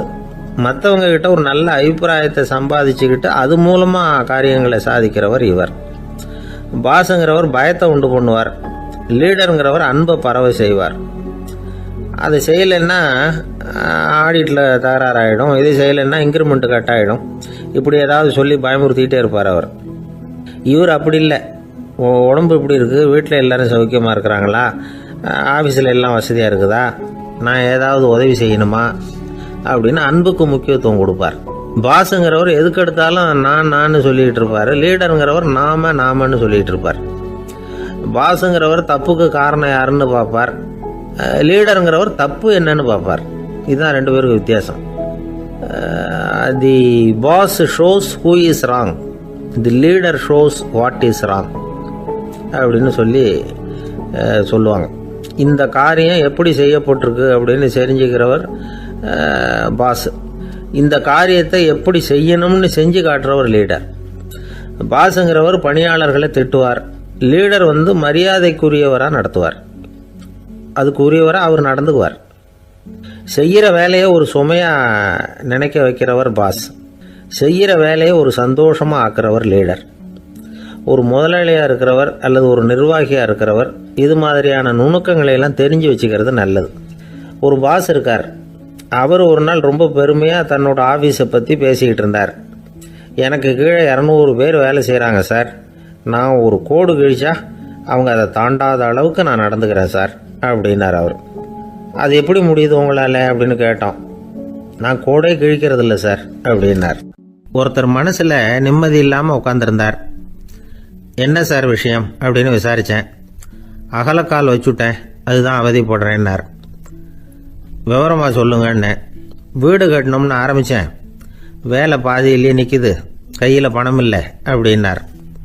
இது மாதிரி ஆசாமிகள் பல பேரை நீங்கள் பார்த்துருக்கலாம்.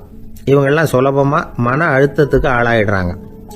மன உளைச்சல், அதாவது ஸ்ட்ரெஸ் அப்படின்னு சொல்கிறோமே, அதுக்கு அடிப்படையான சில காரணங்கள் உண்டு. அதாவது மிகையாக திட்டமிடுதல் அப்படிங்கிறதும் ஒரு முக்கியமான காரணம். நடைமுறை சாத்தியம் என்னங்கிறத மனசில் வச்சுக்கிட்டு எந்த திட்டத்தையும் தீட்டணும், அப்போ தான் அது சரியாக வரும். ரெண்டாவது காரணம் என்ன தெரியுமா? ஒரே நேரத்தில் பல்வேறு செயல்களில் ஈடுபடுறது. தொலைபேசியில் பேசிக்கிட்டே கையில் இருக்கிற கடிதத்தை படிச்சுக்கிட்டே எதிரில் உட்காந்துக்கிட்டு இருக்கிறவருக்கும் அப்பப்போ பதில் சொல்லிக்கிட்டு மனசில் பல்வேறு சிந்தனைகளை அப்படியே ஓட விட்டுக்கிட்டு இருக்கிறது, இதுவும் மன அழுத்தத்தை உண்டாக்குது. மூணாவது காரணம், எதிலேயும் வெற்றி மட்டும் எதிர்பார்க்குற ஒருதலைப்பட்சமான ஆர்வம். நாம் தொட்டதெல்லாம் வெற்றியாகவே முடியணும் அப்படின்னு எதிர்பார்க்குறவங்க ஏதாவது ஒன்றில் தோல்வியை கண்டால் தோண்டு போயிடுறாங்க. எப்படியும் முடியலாம்ங்கிற எண்ணம் ஏற்கனவே நமக்குள்ளே இருந்துட்டுதுன்னா அந்த அவஸ்தை வராது. அதனால் அதுவும் நம்ம வளர்த்து கொள்ள வேண்டிய ஒரு குணம். மன உளைச்சல் ஏற்படுறதுக்கு இன்னொரு காரணம், எதையும் வேகமாக செஞ்சுடணும் அப்படிங்கிற துடிப்பு. அந்த துடிப்பே மனசை அழுத்த ஆரம்பிச்சிடும். எந்த ஒரு காரியத்திலையும் தாமதமோ இடையூறோ ஏற்பட்டால் அதை பொறுத்துக்கிற மனப்போக்கம் வேணும். அது இல்லாதவங்க அழுத்தத்துக்கு ஆளாயிடுறாங்க. சில பேர் வேலைன்னு எந்த நேரம் பார்த்தாலும் வேலையே கதின்னு கிடப்பாங்க. பொழுதுபோக்குக்கோ உடற்பயிற்சிக்கோ குடும்பத்தில் உள்ளவங்க அல்லது நண்பர்கள் கூட கலந்துரையாடவோ கொஞ்சம் கூட நேரம் ஒதுக்க மாட்டாங்க. இந்த சுபாவம் மன அழுத்தத்தை உண்டு பண்ணும். இதையெல்லாம் புரிஞ்சுக்கிட்டு அதிலிருந்து விடுபடுறது எப்படின்னு யோசிக்கணும். வல்லுநர்கள் இது தொடர்பாக சில யோசனைகளை சொல்லி வச்சிருக்கிறாங்க. அது என்னன்னா, வாழ்க்கைங்கிறது பிரச்சனைகளால் பின்னப்பட்ட ஒன்று. அது எப்போவுமே முடிவடையாத ஒரு தொடர்கதை அப்படிங்கிறத முதல்ல நாம் புரிஞ்சுக்கணும். ஒரே நேரத்தில் ஒரு காரியத்தில் மட்டுமே நாம் கவனம் செலுத்தணும். அடுத்தவங்க காரியத்தில் தலையிடக்கூடாது. எதையும் பேச ஆரம்பிக்கிறதுக்கு முன்னாடி நம்மை நாமே கேட்டுக்க வேண்டிய கேள்வி 2. 1, நான் சொல்ல போகிறது ரொம்ப முக்கியமானதா? 2வது, நான் சொல்கிறத அவங்க கேட்கறதுக்கு ஆசைப்படுறாங்களா? நான் பேசுறதுக்கு அது சரியான நேரம் தானா? இதை யோசித்து பார்த்ததுக்கப்புறம் எதையும் பேச ஆரம்பிக்கணும். முடிஞ்ச அளவுக்கு வளைந்து போகிற சுபாவத்தை வளர்த்துக்கணும். நம்ம நேரம் விலை மதிப்பு இல்லாதது, அதை வீணாக்கக்கூடாது. சிரிக்க தெரியலனாலும் பரவாயில்ல, முகத்தில் கொஞ்சம் புன்முறுவலாவது காட்டணும். இதெல்லாம் ரொம்ப முக்கியம். அடுத்தவங்க ஏதாவது செஞ்சால் உடனே நன்றி சொல்ல மறக்கக்கூடாது. தினமும் கொஞ்சம் நேரத்தை தனிமையில் செலவு பண்ணணும். மன உளைச்சலிருந்து விடுபடுறதுக்கு 3 முக்கிய வழிகள் சொல்கிறாங்க. அதை சுருக்கமாக ரெட் அப்படின்னு சொல்கிறாங்க. RED ஆங்கில எழுத்தில். அந்த முதல் எழுத்து R, அது என்னென்னா ரிலாக்ஸேஷன், அதாவது இடை ஓய்வு. 2வது E எக்ஸர்சைஸ், உடற்பயிற்சி. 3வது டயட், திட்டமிட்ட உணவு முறை. அதனால் தியானம், மூச்சு பயிற்சி இதெல்லாம் இந்த இடை ஓய்வுக்கு வழிகள். எந்த வேலையையும் தொடர்ந்து செய்யக்கூடாது. எல்லார்கிட்டையும் கலகலப்பாக பழகணும். மாதத்துக்கு ஒரு நாளாவது குடும்பத்தோடு வெளியில் போயிட்டு வரணும். சுலபமான உடற்பயிற்சிகளை செய்யலாம். உடற்பயிற்சிங்கிறது நமக்காக நாம் செய்கிற ஒரு நீண்டகால முதலீடு அப்படின்னு சொல்லுவாங்க. அதாவது லாங் டேர்ம் இன்வெஸ்ட்மெண்ட்டாக. அளவோடு சாப்பிட்ணும், மெதுவாக சாப்பிட்ணும். இதெல்லாம் கொஞ்சம் மனசில் வச்சுக்கிட்டு நடந்துக்கிட்டால் மகிழ்ச்சியாக வாழலாம். சில பேர் சாப்பாட்டு விஷயத்தில் ரொம்ப அக்கறை எடுத்துக்கிறது உண்டு. ஒரு குண்டு ஆசாமி சாப்பிட உக்காந்தார். முதல்ல ஒரு மாத்திரை சாப்பிட்டார். எதுக்குன்னு கேட்டோம். பசி எடுக்கிறதுக்குன்னார். சாப்பிட்டு முடித்தார். பிறகு மறுபடியும் ஒரு மாத்திரை சாப்பிட்டார்.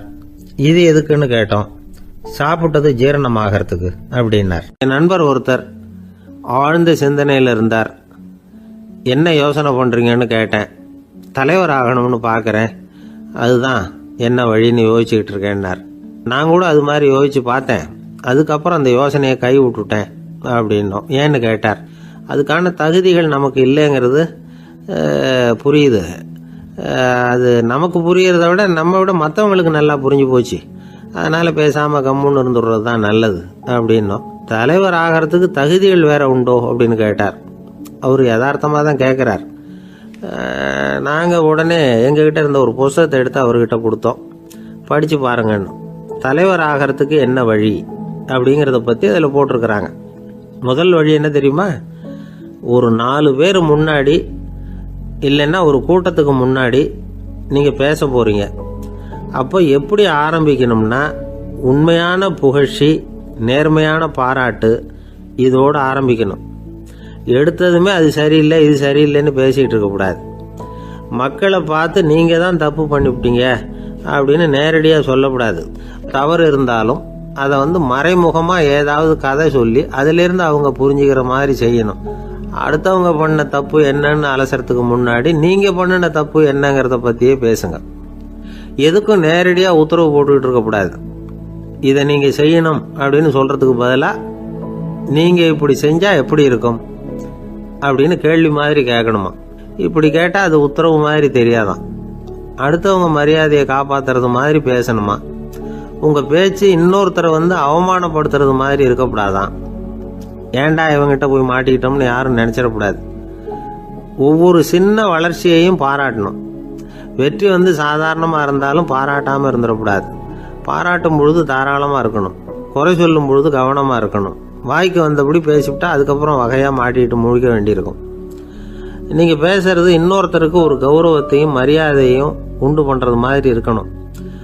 நீங்கள் பேசுறது அடுத்தவங்களுக்கு இருக்கிற கொஞ்ச நெஞ்ச மரியாதையும் எடுத்து விடுறது மாதிரி இருக்கக்கூடாது.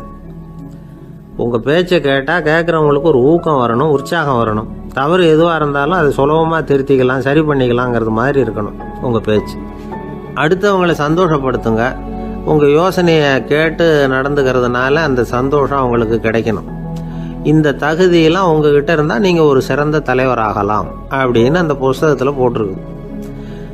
இந்த காலத்தில் தலைவர் ஆகிறதுக்கு வேறு சில தகுதிகள்லாம் கூட தேவைப்படுது. ஒரு புள்ள தன்னுடைய அப்பா கிட்ட, அப்பா உன்ன மாதிரியே நானும் அரசியலில் சேரணும், தலைவர் ஆகணும்னு ஆசைப்படுறேன், இன்னையிலேருந்து எனக்கு அரசியல் பாடம் கற்றுக் கொடு அப்படின்னு கேட்டிருக்கான். அவரும் சரின்னு சொல்லிவிட்டு ஒரு பெரிய ஏணியை எடுத்துகிட்டு வந்தாராம். ஒரு செவுத்தில் சாத்தினார். இந்த ஏணியில் ஏறி உயர போய் அங்கே பரன் மேலே இருக்கிற ஒரு புத்தகத்தை எடுத்துகிட்டு வாடான் இருக்கார் மகனை பார்த்து. அப்பா ஏணி ரொம்ப உயரமாக இருக்குது, நீ ஜாக்கிரதையாக இதை பிடிச்சிக்கோ, நான் ஏறி போகிறேன் அப்படின்னு நான் பையன். பயப்படாத நான் பார்த்துக்கிறேன்னார் அப்பா. பையன் ஏணியில் ஏறினா உச்சிக்கு போனதும் அப்பா கையை எடுத்துட்டார். ஏணி அப்படியே சரிஞ்சுட்டுது. பையன் பொத்துன்னு கீழே விழுந்துட்டான். இடுப்பு பிடிச்சிக்கிட்டே எழுந்திரிச்சான்.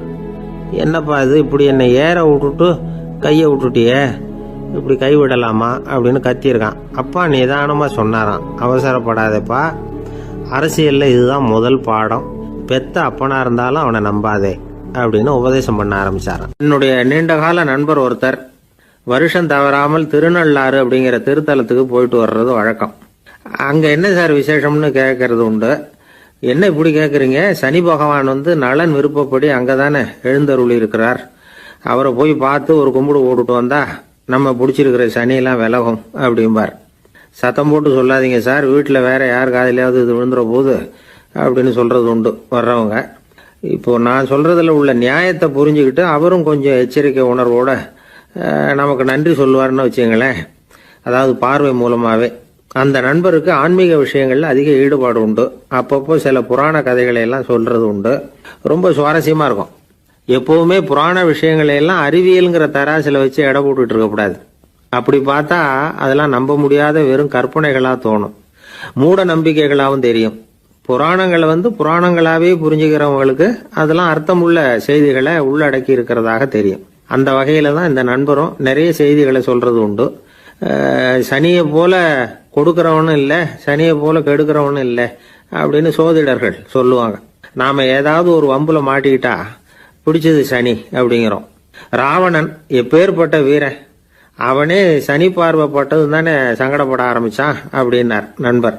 அது எப்படிங்கன்னு கேட்டேன். அவர் சொல்ல ஆரம்பிச்சார், இந்த ராவணன் இருக்கானே நவ கிரகங்களையும் பிடிச்சி கொண்டுட்டு தன்னுடைய சிம்மாசனத்துல அப்படியே படிகளா போட்டு வச்சுட்டானா, ஒவ்வொரு படியா. பாவம் அந்த 9 தேவதைகளும் ஒவ்வொரு படியா குப்புற கிடக்குறாங்க. நவக்கிரகம் நம்மளை ஆட்டி படைக்குதுன்னு நாம சொல்லிட்டு இருக்கிறோம். ஆனா அந்த நவக்கிரகங்களை ராவணன் எப்படி வச்சிருந்தான் பாருங்க. எல்லாரையும் சிம்மாசனத்துக்கு பக்கத்துல படிப்படியா போட்டு வச்சிருக்கிறான். காலை அது மேல வச்சுதான் ஏறி போகணும். வேற வழி இல்லாம எல்லாரும் குப்புற விழுந்து கிடக்குறாங்க. ராவணன் ஒவ்வொரு தடவையும் இவங்க முதுகில் அடி வச்சு ஏறி தான் அந்த சிம்மாசனத்துக்கு போறது வழக்கம். இப்படி நடந்துகிட்டு இருக்கிறது நாரதர் கண்ணில் பட்டுட்டு தான். அவர் சும்மா இருப்பாரா? யோசனை பண்ணார் என்ன செய்யலாம் அப்படின்னு. ஒரு முடிவு பண்ணிட்டு நேரா ராவணன் கிட்ட போனாராம். ராவணா, நீ நவக்கிரகங்களை பிடிச்சி கொண்டாந்து உன்னுடைய சிம்மாசனத்துக்கு படிகளா போட்டு வச்சிருக்கிற, அது உன்னுடைய வீரத்தை காட்டுது. இருந்தாலும் ஒரு விஷயத்த நீ யோசிச்சு பார்க்கணும். ஒவ்வொரு தடவை நீ சிம்மாசனத்துக்கு போகும்பொழுதும் நவக்கிரகங்களின் முதுகல் அடி வச்சு நீ ஏறி போற. அது உனக்கு பெருமை கிடையாது. அவங்களுடைய மார்புல அடி வச்சு ஏறி போகணும், அதுதான் உனக்கு பெருமை அப்படின்னாராம். இவர் சொல்றதும் சரிதானே அப்படின்னு யோசிச்சிருக்கான் ராவணன். உடனே குப்புற கிடந்த நவக்கிரகங்களை திருப்பி மல்லாக்க போட்டான். அவங்க மார்புல அடி வச்சு மேலே ஏறி சிம்மாசனத்துக்கு போனானா. அப்படி போயிட்டு இருக்கும் பொழுது சனி பகவானின் பார்வை அவன் மேல பட்டுதான். அவ்வளவுதான். என்னாச்சு தெரியுமா? சூர்பனகை தேடி வந்தா. சீதையோட அழகை பத்தி தன்னுடைய அண்ணங்கிட்ட சொல்ல ஆரம்பிச்சுட்டா. விவகாரம் ஆரம்பமாயிட்டது. அதுதான் சனியனுடைய வேலை அப்படின்னு சொல்லி இந்த கதையை சொல்லி முடிச்சார் என்னுடைய நண்பர். ஆக சனியின் பார்வை நம்ம மேல படாம பாத்துக்கிறது தான் நல்லதுங்கிறீங்க அப்படின்னு. ஆமா சார், இப்ப கூட நான் உங்க வீட்டுக்கு வந்திருக்கிறதே ஒருத்தருடைய பார்வை என் மேல படக்கூடாதுங்கிறதுக்காகத்தான் அப்படின்னார். யாருங்க அதுன்னு என்னுடைய மாமனார் சார். அவசரத்துக்கு அவர்கிட்ட கொஞ்சம் கடன் வாங்கி விட்டேன். நம்ம மாப்பிள்ளை தானேன்னு சொல்லி அவரு விட்டு கொடுக்கறதுக்கு தயாரா இல்லை. இன்னைக்கு இப்ப அவர் எங்க வீட்டுக்கு வரக்கூடிய நேரம், அதுதான் அவர் பார்வையிலிருந்து படாம தப்பிக்கலாங்கிறதுக்காக இங்க வந்துட்டேன் அப்படின்னார். பார்வை படணும்னு இருந்தா பட்டுத்தான் தீரும் போல இருக்கு அப்படின்னா. என்ன சார் சொல்றீங்கன்னார் ஒன்னும் புரியாம. நீங்க இங்கதான் வருவீங்கன்னு அவருக்கு ஏற்கனவே தெரியும் போல இருக்கு. அதனால உங்களுக்கு முன்னாடியே உங்க மாமனார் இங்க வந்துட்டார். அதுவும் அந்த பீரோவுக்கு பக்கத்துல தான் பின்னாடி மறைஞ்சு நின்றுட்டு இருக்கிறார் அப்படின்னு. ஒரு பள்ளிக்கூடம், அதுல வசதியான வீட்டுக்குள்ள ஒருத்தன் படிச்சுக்கிட்டு இருந்தான். இன்னொரு ஏழை பையனும் அங்க படிச்சுக்கிட்டு இருக்கிறான். இவங்க 2 பேரும் ஒரே தெருவில் தான் இருக்கிறாங்க. பணக்கார வீட்டு பையன் பங்களாவில் இருந்தான். அவனுக்கு வேலை செய்யறதுக்காக சில வேலை ஆட்கள் உண்டு. அதனால அவன் நல்லா சாப்பிடுவான், தூங்குவான். ஏதோ வரணுமேங்கிறதுக்காக பள்ளிக்கூடத்துக்கு வருவான், போவான், அவ்வளவுதான். இந்த ஏழை பையன் இருக்கானே, அவன் அப்படி இல்லை. காலையில எழுந்திருப்பான், உடற்பயிற்சி பண்ணுவான். அவங்க வீட்டில் கிடைக்கிற சாதாரண உணவு அதை அளவோட சாப்பிடுவான். வீட்டில் உள்ள வேலைகளையும் செய்வான். பள்ளிக்கும் தவறாம வந்துடுவான். அவனுக்கு கூட பிறந்த சகோதர சகோதரிகள் 8 பேர். எல்லாரும் தன்னம்பிக்கையோட அவங்க வேலையை செஞ்சுக்கிட்டு இருந்தாங்க. இந்த பையன் எப்பவும் உண்மையை தான் பேசுவான், கடமையை ஒழுங்கா செய்வான். ஆசிரியர்களுக்கு இவனை ரொம்ப பிடிக்கும். அதனால இவன் அந்த பள்ளிக்கூடத்து மாணவர் தலைவனா ஆக்கியிருந்தாங்க. இது அந்த பெரிய இடத்து பையனுக்கு பிடிக்கல. மாணவர் தலைவனுக்கு பணிஞ்சு போறதுக்கும் அவனுக்கு விருப்பம் இல்லை. ஒரு நாள் வகுப்புல ஆசிரியர் எல்லா மாணவர்களுக்கும் ஒரு வேலை கொடுத்தார். எல்லாரும் அதை சுறுசுறுப்பா செஞ்சுக்கிட்டு இருக்கிறாங்க. இவன் மட்டும் சோம்பலா உட்காந்துருக்கிறான். ஆசிரியர் அந்த பக்கமா வந்தார். இதை பார்த்துட்டார். உடனே மாணவர் தலைவனா இருக்கிற அந்த ஏழை பையனை கூப்பிட்டார். இந்த பாருப்பா, ஏன் அந்த பையன் இப்படி சும்மா உட்காந்துருக்கிறான், என்னன்னு விசாரிச்சு சொல்லு அப்படின்னு சொல்லிவிட்டு உள்ள போயிட்டார். இவன் மெதுவா போய் அவன்கிட்ட விசாரிச்சான், ஏன் இப்படி சோர்ந்து போய் உட்காந்துருக்கிற அப்படின்னு. அவன் ரொம்ப அலட்சியமா இவனை திரும்பி பார்க்கறான். என்னோட சிரமம் உனக்கு என்ன தெரியும்? வீட்டில் என்னுடைய சௌகரியங்களை கவனிக்கிற வேலையாட்கள் 2 பேரும் இன்னைக்கு வேலைக்கு வரல. அதனால என்னோட வேலையெல்லாம் நானே கவனிக்கிற மாதிரி ஆயிட்டுது. அதனால சோர்ந்து போயிட்டேன் அப்படின்னு நான். அப்புறம் கேட்டிருக்கான், அது சரி, உன்னுடைய வீட்டில் உன்னுடைய வேலைக்காரங்க வராத போது நீ எப்படி சமாளிக்கிற அப்படின்னு கிண்டலா கேட்டிருக்கான். அதாவது இவன் ஏழைங்கிறதையும் இவன் வீட்டில் வேலை செய்யறதுக்கு யாரும் இல்லைங்கிறதையும் இப்படி சொல்லி கிண்டல் பண்றான். இந்த ஏழை பையனுக்கு இது புரிஞ்சுது. மனசு வேதனை போட்டுது. இருந்தாலும் வெளியில காட்டியாம சிரிச்சுக்கிட்டே சொன்னானா, எனக்கு அந்த கவலையே கிடையாது. என்னுடைய உதவிக்கு நான் நினைச்ச உடனே என்னுடைய காரியத்தை செய்யறதுக்கு 8 பேர் எப்பவும் தயாரா இருப்பாங்க அப்படின்னு நானு. இவன் இப்படி சொன்னதும் அவனுக்கு ஒரு மாதிரி ஆயிட்டுதான். தலையை குனிஞ்சுக்கிட்டே போட்டான். உள்ளே உட்காந்துருந்த ஆசிரியர் காதுல இது விழுந்தது. உடனே இந்த ஏழை பையனை உள்ள கூப்பிட்டு போனாரு. கேட்டாரு, என்னப்பா இப்படி சொல்ற? இவன் பொய் சொல்ல மாட்டாங்கிறது அவருக்கு தெரியும். அவனை சமாளிக்கிறதுக்காக இப்படி ஒரு பொய்யை சொல்லியிருப்பாங்கிறதையும் அவரால் ஏத்துக்க முடியல. ஏன்பா, நீ நினைக்கிற காரியத்தை செய்ய 8 பேர் தயாரா இருக்கிறதா சொன்னிய, உன்னுடைய சகோதர சகோதரிகளை குறிப்பிட்டு அப்படி சொன்னியா அப்படின்னு கேட்டார். இல்லைங்க ஐயா, நான் அவங்கள குறிப்பிட்டு அப்படி சொல்லலைன்னா. அப்படின்னா பொய் சொன்னியா? இந்த சின்ன விஷயத்துக்கு அப்படி பொய் சொல்லலாமான்னார். ஐயா, நான் பொய்யும் சொல்லலைன்னா. இவன் அப்படின்னா நீ சொன்னதுக்கு என்ன அர்த்தம்னார்.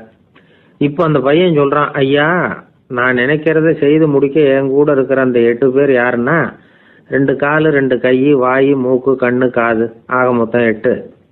இவங்க தான் இந்த வேலை ஆட்கள். நான் சொல்றதை செய்யறதுக்கு, நான் சொல்றதை கேட்கறதுக்கும் செய்யறதுக்கும் அவங்க எப்பவும் தயாரா இருக்காங்க. அந்த அளவுக்கு என்னுடைய பயிற்சிகள், பழக்க வழக்கங்கள் மூலமா அவங்கள நல்ல நிலைமையில வச்சிருக்கிறேன் அப்படின்னா. இந்த கதையை சுவாமி சின்மயானந்தர் சொல்றது வழக்கம். இயற்கை நமக்கு கொடுத்திருக்கிற வேலை ஆட்கள் இந்த 8. இவங்களை நல்ல முறையில வச்சிருந்து வேலை வாங்க வேண்டியது நம்முடைய கடமை. அந்த கடமையை ஒழுங்காக செஞ்சுக்கிட்டு வந்தால் வாழ்க்கையில் வெற்றி நிச்சயம், இல்லைன்னா குழப்பம்தான். புத்தி சரியா இல்லைன்னா இந்த வேலையாட்கள் நாம் சொல்கிறத கேட்க மாட்டாங்க. ஒருத்தன் குடி போதையில் தள்ளாடி தள்ளாடி போய் ஒரு மரத்தில் முட்டிக்கிட்டானா. தலையில் கட்டு போட்டுக்கிட்டு மறுநாள் வந்திருக்கான். ஏன்டா இப்படி பண்ணுறேன்னு கேட்டிருக்காங்க. நான் ஒதுங்கி போன்னு தான் சொன்னேன், அது கேட்கல அப்படின்றான். எது கேட்கல? உன்னோட காலா அப்படின்னு கேட்டிருக்காங்க. இல்லைங்க, அந்த மரம் அப்படின்னு நானா. ஒருத்தர் குதிரை ரேஸுக்கு போனார், பணம் கட்டினார், தோற்று போயிட்டார்.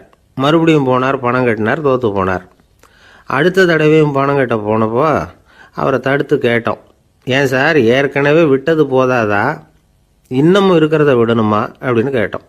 விட்டதையெல்லாம் மொத்தமாக எடுக்க வேணாமா சார், அதுக்காக தான் தொடர்ந்து பணம் கட்டுறேன்னார் அவர். இவரை திருத்துறது ரொம்ப கஷ்டம். இது ஒரு மனநோய். மனநோய்களில் பல வகை உண்டு. மனநோய்கள் பிரிவு அட்டவணையில் சூதாட்டம்ங்கிறது அவதியுறும் நோய் அப்படிங்கிற தலைப்பில் வருது. சூதாட்டம் 2 வகைப்படும்னு சொல்கிறாங்க உளவியல் நிபுணர்கள். ஒரு வகை எப்படின்னா, நண்பர்களோடு சேர்ந்துக்கிட்டு மகிழ்ச்சியும் கிளர்ச்சியும் அடையிறதுக்காக ஈடுபடுறது. பிரச்சனைகளை தீர்க்கறதுல ஒரு ஆர்வம், கேளிக்கைக்காக கொஞ்சம் விட்டு பிடிக்கிறது அப்படிங்கிற மனுஷனுடைய அடி மனசில் உள்ள விபரீத பிணைய சுபாவம், இதெல்லாம் அதுக்கு காரணம். இன்னொரு வகை எப்படின்னா, சூதாட்டத்தில் ஈடுபட்டு ஒரு கட்டாய நிலைமைக்கு ஆளாயிடுறது. ஈடுபடு அப்படின்னு மனசு ஒரு வெறித்தன்மையை தூண்டிக்கிட்டே இருக்கும். இப்படிப்பட்டவங்களுக்கு நாம் தோத்துக்கிட்டு இருக்கோங்கிறது தெரியும், நாம் ஜெயிக்கிறதுக்கான சந்தர்ப்பம் இல்லைங்கிறதும் தெரியும். இதனால் நமக்கும் கஷ்டம், நம்ம சுற்றி இருக்கிறவங்களுக்கும் கஷ்டங்கிறதும் புரியும். அப்படி இருந்தும் சூதாடுவாங்க. இதுக்கு காரணம் சூதாடியின் பகற்கனவு அப்படிங்கிறாங்க நிபுணர்கள். இந்த நிலைமைக்கு கட்டாய சூதாட்டம் அல்லது நிர்பந்த சூதாட்டம் அப்படின்னு பேர் வச்சிருக்கிறாங்க. இப்படிப்பட்ட ஆசாமி இருக்கிறது பூரா விட்டுருவான், கடன் வாங்குவான், திருடுவான். இருந்தாலும் என்னைக்காவது ஒரு நாள் ஜெயிச்சிருவேன் அப்படின்னு சொல்லிக்கிட்டே இருப்பான். விட்டதை எடுத்துருவேங்கிற ஒரு நம்பிக்கை சுடர் அவனுக்குள்ளே எரிஞ்சுக்கிட்டே இருக்கும். இவனை மனநோயாளி அப்படின்னு சொல்லிட முடியாதான். என்ன காரணம்னா, இது மாதிரி ஆளுங்க கிட்ட மன போராட்டமோ கவலையோ பதட்டமோ இருக்கிறது இல்லை. சில விசேஷமான குணங்கள் இவங்க கிட்ட உண்டு. எதிர்ப்பு உணர்ச்சி, சிறுபிள்ளைத்தனம், சட்ட திட்டங்களையும் சம்பிரதாயங்களையும் உட தெரியாத மனப்போக்கு, பொறுப்பில்லாத தன்மை, நெறி தவறி நடக்கிறது எல்லாம் இவங்ககிட்ட உண்டு. ஆனால் வெளிப்பார்வைக்கு ரொம்ப சிநேகமாக இருப்பாங்க, அன்பாக இருப்பாங்க. அப்படி இருக்கிறதாக காட்டிக்குவாங்க. ஆதாயம், சுயலாபம் இதெல்லாம் கருதி தான் பழகுவாங்க. இவங்க கேட்குறப்ப நாம் பணம் கொடுக்கலன்னு வச்சுக்கோங்க, நம்மளை கை விட்டுருவாங்க. நம்ம மேலே அபாண்டமாக பழி சுமத்துறது கூட தயங்க மாட்டாங்க. தங்களுடைய சூதாட்ட நடவடிக்கைகளுக்கு சாதகமான காரணங்களை சொல்லிகிட்டு இருப்பாங்க. நீ வேணும்னா பாரு, ஒரே நாளில் நான் இழந்ததையெல்லாம் மீட்டு லட்சாதிபதி ஆறேன்னா இல்லையா பாரு அப்படிம்பாங்க. தோற்று போகிறத ஒரு படிப்பினையாக இவங்க எடுத்துக்கிறதே இல்லை. தோற்று போகிறதுலேயே இவங்களுக்கு ஒரு அலாதியான சுகம். தனக்குத்தானே துன்பத்தை வரவழைச்சிக்கிட்டு இன்பம் அடையிறதுக்கு தன்வதை சுகம் அப்படின்னு பேர். இவங்கெல்லாம் அந்த ரகம். சில பேர் எப்படி தெரியுமா, மந்திர எண்ணங்களை வரவழைச்சிக்கிறது, சூதாடுறதுக்காக ஆஃபீஸில் கையாடல் பண்ணுறது, அடுத்தவங்க கிட்ட இருந்து திருடுறது. இந்த மந்திர எண்ணம் தீவிரமாச்சுன்னா ஒரு மாதிரியாக பேச ஆரம்பிச்சிருவாங்க. தோல்வி தான் சார் வெற்றிக்கு முதல் படியும்பாங்க.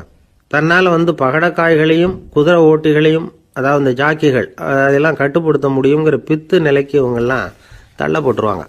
சில சூதாடிகள் ஆராய்ச்சி பார்த்ததில் என்ன தெரிய வந்தது தெரியுமா, அவங்கெல்லாம் குழந்தை பருவத்தில் அன்புக்காக ஏங்கினவங்களாம், புறக்கணிக்கப்பட்டவங்களாம், உதவிகளை பெற முடியாதவங்க, இப்படிலாம் இருந்திருக்கிறாங்க.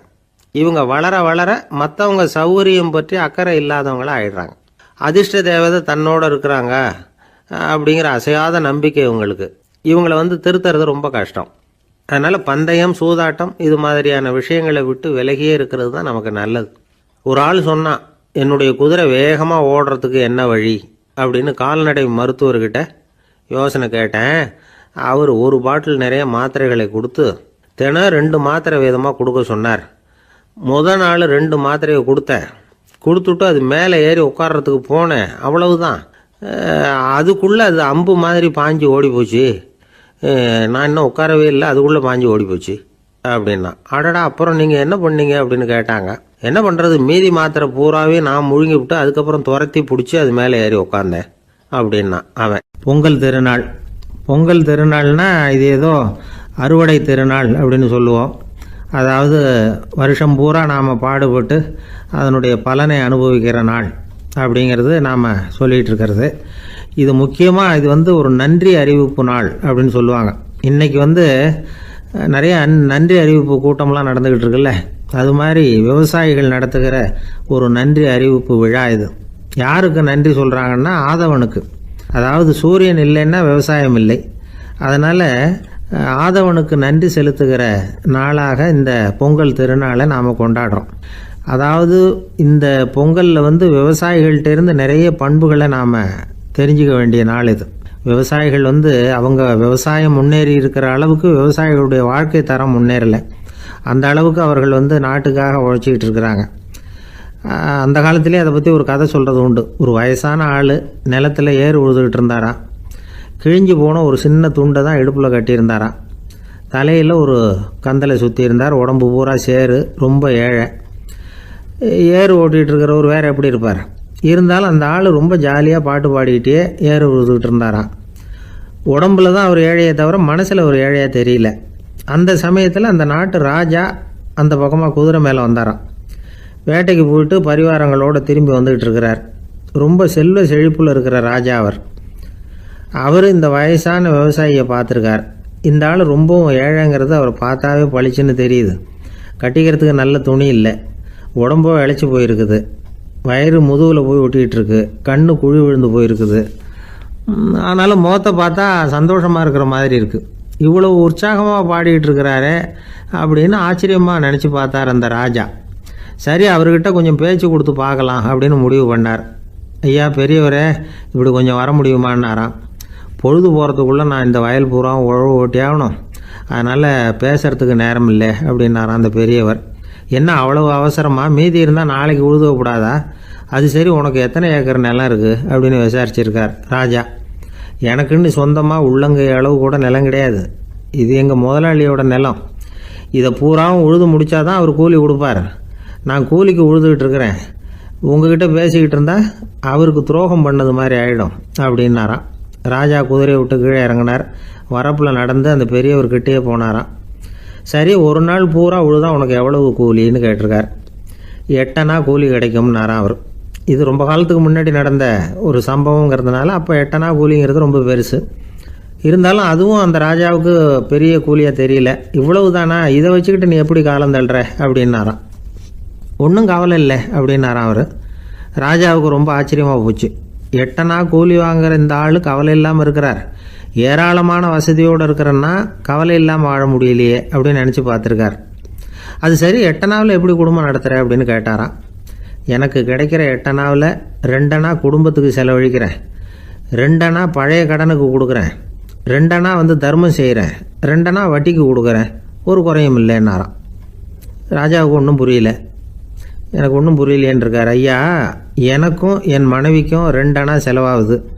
வயசான அம்மா அப்பா இருக்கிறாங்க, சின்ன வயசில் என்னை காப்பாற்றினவங்க அவங்க. அந்த கடனுக்கு 2 அணா செலவாகுது, அது பழைய கடன். என் தங்கச்சி ஒருத்தி ஆதரவு இல்லாத நிலைமையில் தன்னுடைய மகனோட என் வீட்டில் இருக்கிறா. அவளுக்கும் அவள் மகனுக்கும் 2 அணா செலவு பண்ணுறேன், அது தர்மம். எனக்கு 2 பிள்ளைங்க இருக்கிறாங்க, அவங்களுக்கு 2 அணா செலவு பண்ணுறேன், அது வட்டிக்கு கொடுக்கறது மாதிரி. பிற்காலத்தில் அவங்க எங்களை காப்பாற்றுவாங்க. அந்த வகையில் நான் திருப்தியோடு வாழ்ந்துக்கிட்டு இருக்கிறேன் அப்படின்னாராம். ராஜாவுக்கு அர்த்தம் புரிய ஆரம்பிச்சுதான். அந்த பெரிய நிலத்தை விலை கொடுத்து வாங்கி அந்த பெரியவருக்கே தானமாக கொடுத்துட்டாராம். இப்போ உழுதவருக்கே நிலம் சொந்தமாயிட்டுது. அன்னையிலேருந்து அரசனுக்கும் ஆறுதல் கிடைச்சிதான். இப்படி ஒரு கதை சொல்லுவாங்க. 8 அணா வருமானத்தை வச்சுக்கிட்டு எப்படி காலத்தை தள்ளுறதுன்னு சொல்கிறதுக்காக இந்த கதையை சொல்கிறதாக யாரும் தப்பாக நினச்சிக்கக்கூடாது. கிடைக்கிறத எப்படி பங்கு போடுறார், எப்படி திருப்தியாக வாழறார் அப்படிங்கிறது தான் முக்கியம். அது மாதிரி இன்றைக்கு இந்த பொங்கல் திருநாளில் உழவர்கள் மனசு மகிழ்ச்சியாக இருந்ததுன்னா அது எல்லாரும் மகிழ்ச்சியாக இருக்கிறது மாதிரி அர்த்தம். அதனால் அவர்கள்ட்டேருந்து நாம் பாடம் கற்றுக்கணும். சில உழவர்கள் தங்கள் நிலத்தில் விளையிறத தாங்கள் சாப்பிட மாட்டாங்க, அடுத்தவங்கள்ட்ட விற்றுட்டு சந்தையில் போய் வேறு அரிசி வாங்கிட்டு வந்து தான் இவங்க சாப்பிடுவாங்க. அப்படிப்பட்ட விவசாயிகள்லாம் இது உண்டு. பங்கிடுகிற பண்பை உழவர்கள்ட்டேருந்து கற்றுக்கொள்ளுங்கள் அப்படிம்பாங்க. ஒரு ஆள் நிம்மதியாக மகிழ்ச்சியாக இருந்தானா, உங்கள் நிம்மதிக்கும் மகிழ்ச்சிக்கும் என்ன காரணம்னு கேட்டிருக்கார் இன்னொருத்தர். என்கிட்ட இருந்தது பூராவையும் என் பிள்ளைங்களுக்கு சமமாக பங்கு போட்டு கொடுத்துட்டேன், எனக்குன்னு எதுவுமே வச்சுக்கல, அதுதான் நிம்மதிக்கு காரணம்ன்றிருக்கான். உங்ககிட்ட இருந்தது எவ்வளவு இருந்தது அப்படின்னு கேட்டிருக்காரு அவர். மொத்தமாக ஒரு 50,000 ரூபா இருக்கும் அப்படின்னு இருக்கான். அவ்வளவும் பணமாகவே இருந்ததா அப்படின்னு கேட்டிருக்காங்க இவங்க. இல்லைங்க, அவ்வளவும் கடன், அதை தான் பிரித்து கொடுத்துருக்கேன் பிள்ளைங்க கிட்ட அப்படின்னு நானா அவன். அந்த மரத்தின் உச்சியில ஒரு பறவை கூடு, ஏதோ ஒரு பறவை கூடு கட்டியிருந்தது. அது என்ன பறவைன்னா ராஜாளி. ஒரு குரங்கு அந்த மரத்து கிளையில தாவி தாவி குதிச்சுக்கிட்டு இருந்தது. அப்போ இந்த கூட்டுல இருந்த முட்டை அது கண்ணுல போட்டுட்டுது. அதுக்கப்புறம் அது சும்மா இருக்குமா, விளையாட்டா ஒரு முட்டையை எடுத்தது, மரத்தை விட்டு கீழே இறங்குச்சு. கீழே ஒரு குப்பை மேட்டில் ஒரு கோழி சில முட்டைகளை அது பாட்டுக்கு இட்டு வச்சிருந்தது. குரங்கு தன் கையில இருந்த ராஜாளி பறவையோட முட்டைய அந்த கோழி முட்டைகளோட சேர்த்து போட்டுட்டு போயிட்டுது. கோழி வந்தது, பார்த்தது, அதுக்கு ஒன்றும் வித்தியாசம் புரியல. தன்னுடைய முட்டைகளோட சேர்த்து அந்த ராஜாளி முட்டையையும் சேர்த்து அடைகாத்துது. கொஞ்ச நாள்ல குஞ்சுகள்லாம் பொரிச்சுது, எல்லாம் முட்டையை விட்டு வெளியில வந்தது. ராஜாளி பறவையோட குஞ்சு அந்த கோழி குஞ்சுகளோடவே சேர்ந்து வளர்ந்தது. மற்ற கோழி குஞ்சுகள் போலவே இதுவும் குப்பையை கிளறிச்சு புழு பூச்சிகளை சாப்பிட்டுது.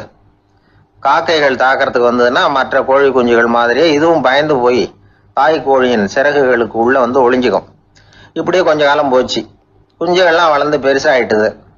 சிலது சேவல்களாச்சு, சிலது கோழிகளாச்சு. அந்த ஒண்ணு மட்டும் ராஜாளி ஆச்சு. ஆனா ஒரு விஷயம், தான் ஒரு ராஜாளிங்கிறது அந்த பறவைக்கு தெரியாது. தன்னையும் ஒரு கோழின்னே அது நினைச்சுக்கிட்டு இருக்கு. அப்படி நினைச்சுக்கிட்டு குப்பை மேட்டை கிளறிக்கிட்டு இருக்கு. ஒரு நாள் சாயந்தர நேரம் இந்த ராஜாளி பறவை கீழே அது பாட்டுக்கு வழக்கம் போல குப்பையை கிளறிக்கிட்டு இருக்குது. அப்போ அண்ணாந்து பாக்குது. வானத்துல உயரத்துல கூட்டமா ராஜாளி பறவைகள் உல்லாசமா வட்டம் அடிச்சு பறந்துகிட்டு இருக்கு. அதே இது பாக்குது. இதுக்கு மனசுக்குள்ள ஏக்கமா போச்சான். அப்போ இதுக்கு ஆண்டவன் பேர்ல கோபம் வந்துதான். ஆண்டவனுக்கு என் பேர்ல ஏன் இந்த ஓர வஞ்சனை, என்னையும் ஒரு ராஜாளியா படைச்சிருந்தா நானும் கூட இந்நேரம் ஆகாயத்துல உல்லாசமா பறந்துகிட்டு இருப்பேனே அப்படின்னு நினைச்சு வருத்தப்பட்டுதான். இது வேடிக்கையா இருக்குல்ல. ஒரு வகையில பார்த்தா நாம கூட இந்த ராஜாளி பறவை மாதிரி தான் வாழ்ந்துகிட்டு இருக்கோம் அப்படிங்கிறார் ஒரு உளவியல் நிபுணர். நம்மால எவ்வளவு வேலை செய்ய முடியும் அப்படின்னு நாம நினைச்சுக்கிட்டு இருக்கிறோமோ அதை விட பல மடங்கு நம்மால வேலை செய்ய முடியுமா, பல மடங்கு வேகமாகவும் வேலை செய்ய முடியும் அப்படிங்கிறார் அவர். நம்முடைய முழுமையான பலம் என்னங்கிறது நமக்கே தெரியறது இல்லை. அதுதான் கஷ்டம். நம்முடைய பலம் தெரியாததுனாலதான் நாம எதுக்கு எடுத்தாலும் பயந்துகிட்டு இருக்கிறோம். ஒரு ஆள் இருந்தான். அவனுக்கு எப்படின்னா கோழியை கண்டா பயப்படுவான். ஏன் கோழியை கண்டா பயம்னா, அவனுக்கு மனசுக்குள்ள தான் ஒரு புழுன்னு நினைப்பு. தன்னை ஒரு புழுவா நினைக்கும் பொழுது, புழுன்னா கோழி வந்து கொத்தும்ல, அதனால கோழியை கண்டு பயப்பட ஆரம்பிச்சிட்டான். இவன் நடுங்கிடுவான். எதிரில் கோழி வந்ததுன்னா உடம்பு பூரா நடுங்க ஆரம்பிச்சிடும். வீட்டில் இருக்கிறவங்க பார்த்தாங்க. இவனை அழைச்சிட்டு போய் ஒரு மனநோய் மருத்துவமனையில சேர்த்துட்டாங்க. அங்க உள்ள டாக்டர் இவருக்கு சிகிச்சையெல்லாம் கொடுத்தார். ஒரு வாரம் இவனை தங்க வச்சு வேண்டிய சிகிச்சையெல்லாம் கொடுத்து மன ரீதியாக அவனை மாற்றி, சரி இனிமே நீ வீட்டுக்கு போகலாம்னு சொல்லி அனுப்பி வச்சார். வீட்டுக்கு புறப்பட்டான்.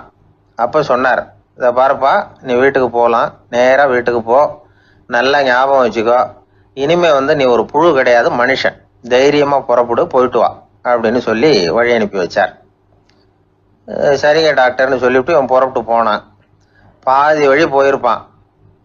லேசா நிமிர்ந்து பார்க்கறான், எதிரில் ஒரு கோழி வந்துகிட்டு இருக்கு. அது பாட்டுக்கு சாதாரணமா நடந்து வந்துகிட்டு இருந்தது. அவ்வளவுதான், இவன் உடம்பு கிடுகிடுன்னு ஆட ஆரம்பிச்சுட்டுது. திரும்பி ஓடி வந்துட்டான். டாக்டர் கேட்டார், ஏன்பா திரும்பி ஓடி வந்துட்டேன்னு. பாதி தூரம் போயிட்டேன் டாக்டர், எதிரில் ஒரு கோழி வந்துகிட்டு இருக்குது, அதான் பயமா இருந்தது, வந்துட்டேன்னா. டாக்டருக்கு ஒரு மாதிரி ஆயிடுது. அவர் சொன்னார், இதை பாருப்பா, நான் தான் சொன்னேனே, நீ ஒரு புழு இல்லை, மனுஷன். இனிமே நீ புழு கிடையாது, நீ ஒரு மனுஷன். நீ ஒரு புழு இல்லைங்கிறது இன்னமும் உனக்கு புரியலையா அப்படின்னாரு டாக்டர். நான் புழு இல்லைங்கிறது எனக்கு தெரிஞ்சுட்டுது டாக்டர், இது அந்த கோழிக்கு தெரியுமான்னு தெரியலையே.